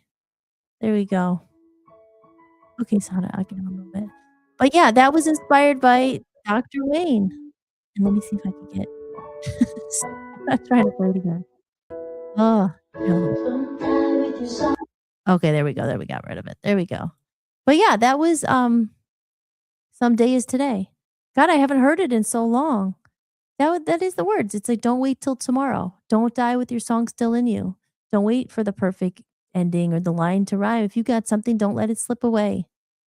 Don't wait till your heart stops beating. Don't wait till your lungs aren't breathing. That time will surely come for you and everyone. Some day is today. Fire away. Don't leave it till tomorrow. Because when you're really old, you cannot be told. Yeah, there's a. I want to record that. I need to record that and put that on the second album. Because I always loved that song. So, maybe this week when I go to Cleveland, I'm in Strongsville. So when we go to Cleveland, we could go to the music studio and I could tickle the ivories a bit because that's what I want to do. I was thinking about once we get a new iPad, maybe doing some live streaming from the music studio and actually playing some of these songs and stuff like that. Because this Holistics is a little bit of everything. If there's some music fans out there, my other podcast, Comedy of Errors, is just about the album, a lot of the themes, and that's on the Buy Me a Coffee platform. That's just an extra podcast for fans only. It's if you want to become a member, you get the backstage pass. It's only $10 a month, and that supports me. That money supports getting the music out there. So if you're big, a music lover, this is one of my new songs. Here's just a little teaser. I'll play that. Life is a gift, the game we play.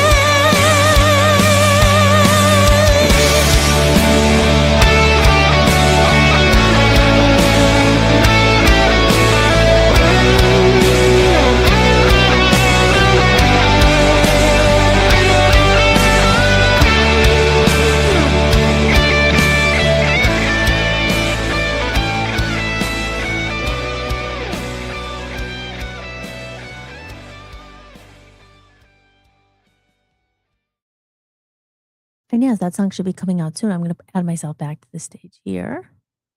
Hello, let's remove her. That's me in Holly's Playhouse. And let's get back this. There we go. And she's back. There's Tinkle Paw over there. We'll be getting into that story tomorrow.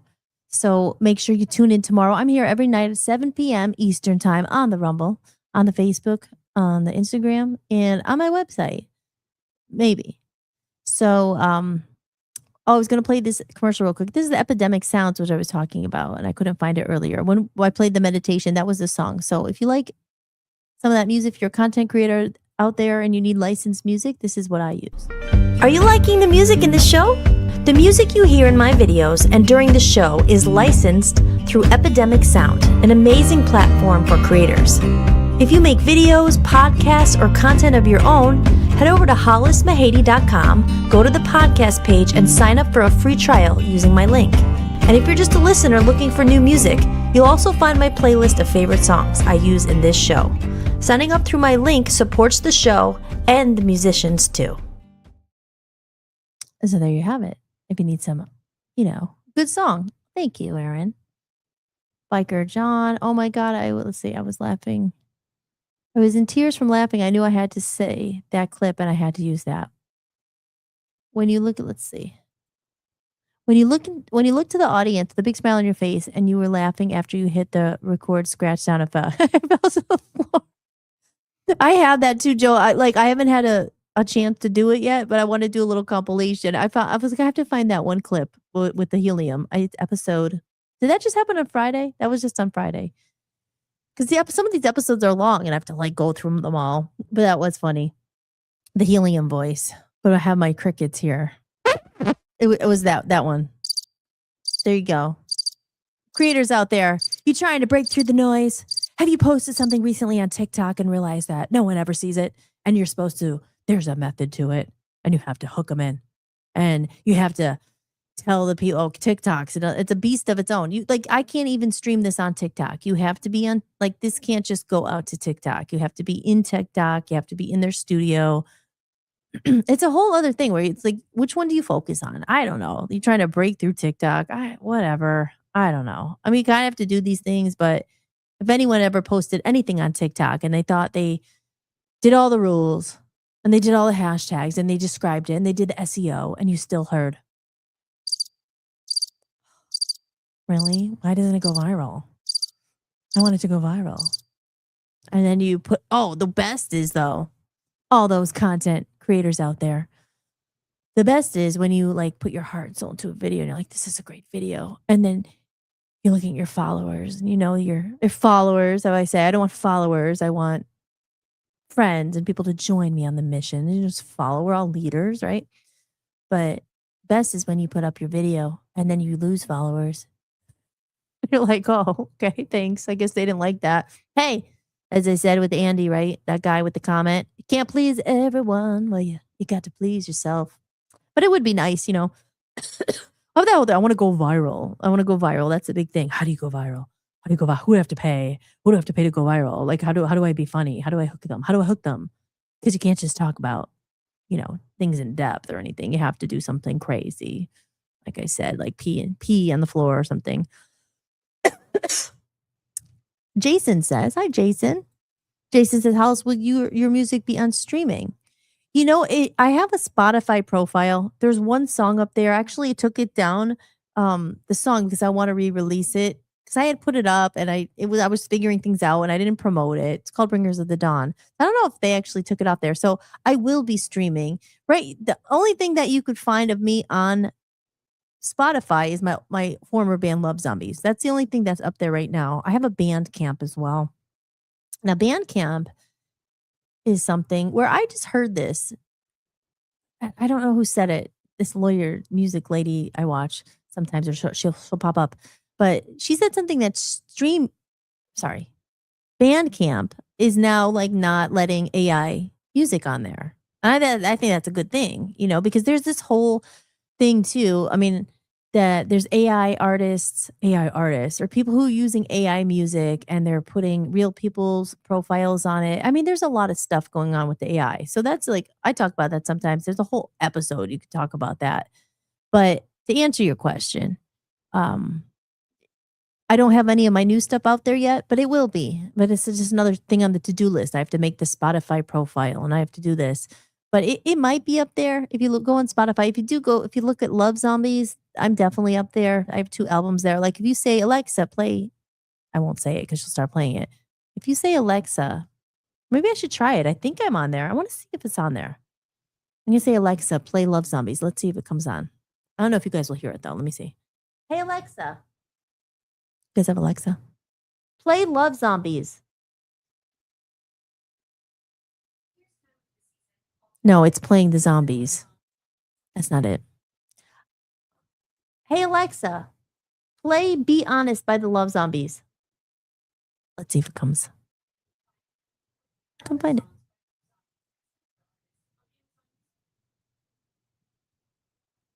Ah, yes, it did come up. So if you ask your Alexa to play the Love Zombies, it's playing a song called Spiders. That was on one of our albums. I hear myself. Woo. It's there. It's there. Mega Dirt Biker says, beautiful voice. Absolutely beautiful. Thank you. Thank you so much. There you go. I'm using my voice. We're getting it out there, guys. And brings me a point that I don't say enough. Share the show. Share the show. If you like this, if you know someone who might like it, who might need to hear it, share it out there. Retweet it, or, you know, copy the link, put it on your Facebook, invite people. I'm doing this all alone and I don't have, Dan helps me, but I don't have that. And you guys are helping, but share the show, share it out, send it to someone who might like it. All right. I'm going to tell it to stop. Alexa, stop. Alexa, give it a rest, will you? But yes, go, if you have an Alexa, you could say, hey, Alexa, play Love Zombies. You can hear some of my old music. It's for free, so you could listen to it. See what else we got here. Okay, you guys are chatting. Yes, I like it. I like when people are chatting with you. They're getting to know each other, because it's weird, right? Sometimes you'll find a screen name or a person. That brings me back to the AOL days. I should tell the story. My comment of the day up here, Dan Shea. He's a lovely comment. When I was back in, because I've known him since like high school. This goes. I'm talking about screen names and AOL and meeting people that you talk to online for a long time, and then you finally meet them. It's funny because people do dating and everything online. My sister met her husband, I think, online, and my mom met her Smokey, her second husband. So online does that. You can meet people, but how about those? How about those? Oh, I'm sorry, I got tongue tied. I'm a whippersnapper. I got tongue tied. I apologize. Has anyone had any dating success stories or horror stories? We should talk about that. That would be a really good episode. Dating is a good one, right? We could talk about people's experiences, blind dates, and or talking to a screen name for a long time. I say screen name, like I guess that's AOL, like your username or whatever, and you talking to someone for years, and you might never have met them for a long time. But there was this one guy. We were in high school, and we were always talking to this guy online in the chat room, and it was or instant messenger because this was during AOL, so he's on the buddy list, and we talked to him for like 3 years, and then he was from Michigan, and he actually then we finally met up, and because we were always in a group chat, so he met with all of us, but it was just weird, right? He was nice and everything, but like he was really funny online, and then when I met him, he was really shy. It's different. You're on a screen name, so the screen name makes you hide behind that a little bit, or you're picturing them as something else. How about that whole thing? Like, is it catfishing or something? There's movies about that where a lot of things. This AOL, this dial up, not dial up, this AOL technology age, it's really changed the game, hasn't it? You could just scroll for the next thing. But yes, guys, I am Hollis, and I've had a fantastic time. I've been on air already 3 hours, so I will be back tomorrow. That was your Holli-tics Friday episode. Yes, that's when I had the helium voice.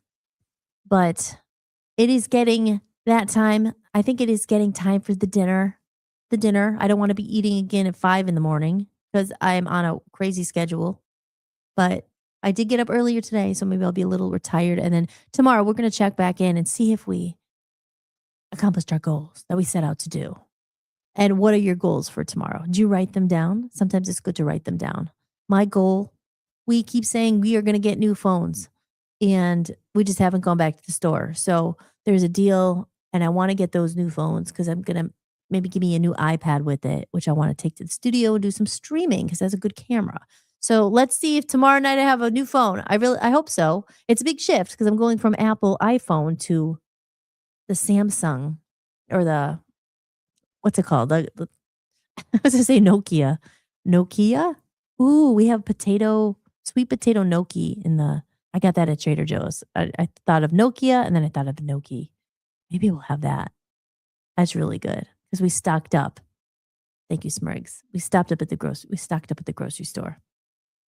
But anyway, with that said, look at what are your goals for tomorrow, and we'll check back in tomorrow. And we'll see if we accomplish those goals. Go into the gym, getting a phone, and I have to also get to the post office. So those are the adulting things that I can do if I don't get sucked back into the computer to edit. So I'm going to be here tomorrow night. We're going to talk some more, get your recipes. We're going to think of some more segments. We'll get another comment of the day up. Maybe I'll get them. I don't know. I would say the mean comment, but there's one I just forgot that someone wrote, and I remember it got me mad. So I was like, oh, well, we'll see what happens tonight. You put these, maybe I'll get another comment.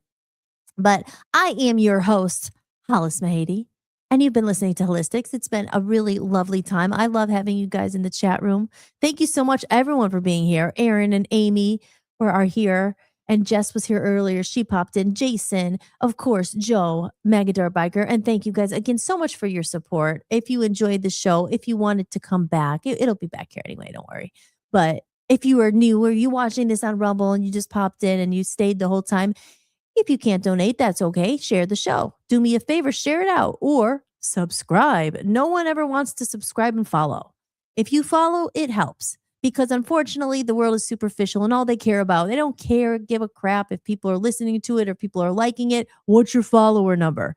And for some reason on Rumble in particular, you'll watch it. People will watch, but they will never follow and subscribe. Maybe you just don't think of it. Sometimes I don't think to do that. So if you are watching it and you enjoyed it, if you can't donate, please at least give us a follow, because it helps boost the algorithm. And then we can, maybe make some money from this someday, which would be really great, because it takes a lot of time and effort to do, and we have to pay bills. So like it if you can, share it if you can, share it on your social media. You can give me a follow where I am. Check out that website, hollismahady.com. Put your email in there. Put your email and listen there if you want to be notified. You could also turn on the bell somewhere. And I think it has YouTube. You could turn on your bell if you haven't turned on the bell. Because then the bell will say, hey, Hollis is on at 7 o'clock. Hey, remember that girl? She's talking about all that stuff and cinnamon butter and whippersnappers. She's here again. I will be here. I will be here. Your voice of consistency. So everyone else in the chat room, again, thank you so much if I missed anyone. I love you all so much. Take care. Be careful. I love you. You're not alone. Care about you. We care about you here at Voice of the People, USA Radio.com. If you need even more content, you can't get enough, you could go watch all the, I was going to say the replays or the reruns like back in the day. They're all on my website now. There's 7 episodes. You could binge watch Holli-tics. And tomorrow I will be here with a new episode. So, and I want to say a big shout out to Smuriglio in the chat. Hopefully he's watching there. And let's go up to the media assets, because you know what we do at the end? We play the same song because it's a beautiful song. I love this song. And we're going to play that as we end the stream. I hate to say goodbye, but before you know it, because time is an illusion, right? It'll be like, back tonight with a new outfit on. And we'll be just chewing the fat. That's an old saying. We'll be chewing the fat a little more here. Oh, okay. Here we go. Let's close out the show. I am your host, Hollis Mahady, and you've been listening to Holli-tics. I'm going to end the stream now. It's going to play the outro. Love you all. Take care. Be safe. And I'll talk to you all tomorrow at 7 o'clock p.m. Eastern Time. Bye. Thank you for watching Holli-tics, hosted by me, Hollis Mahady. If you enjoyed the show, be sure to share it with someone who might need it too. And if you'd like to support the podcast, you can visit buymeacoffee.com/Hollis Mahady. You can make a one-time donation or become a member for just a few dollars a month to get extra podcasts and exclusive behind-the-scenes content you won't find anywhere else. Or simply scan the code on the screen. Your support truly means the world to me and helps me continue creating independent content for you. If you like the music featured in this show, I license it through Epidemic Sound. You can head over to hollismahady.com, click on the podcast page, and use my link for a free trial. And don't forget to check out VOPUSARadio.com, where I host my music channel and am building a growing community of independent musicians. If you're interested in joining the network, just click Join Network and submit an application. Until next time, remember that you are loved and never alone. From human to human, big hugs. Thank you for being here, and I'll see you next time. Enjoy the outro video. I love this song. Lights shining from the window late at night. I'm just watching someone else's life go by, wishing it was mine. Dreams, everybody has them at the start. Somewhere along the way they fall apart, and it makes it kind of hard to look up at the lights. When the lights go out, everything is clearer. When the lights go out, I can finally see what it's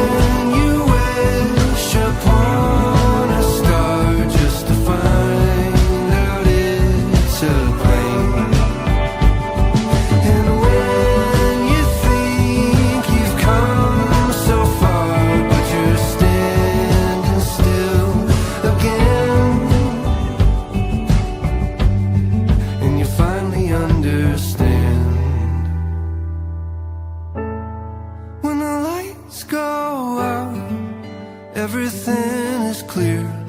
When the lights go out, I could finally see. When the lights go out, everything is clearer. When the lights go out, I could finally see what it's all about. Standing in the mirror, when the lights go out, it's you looking back at me.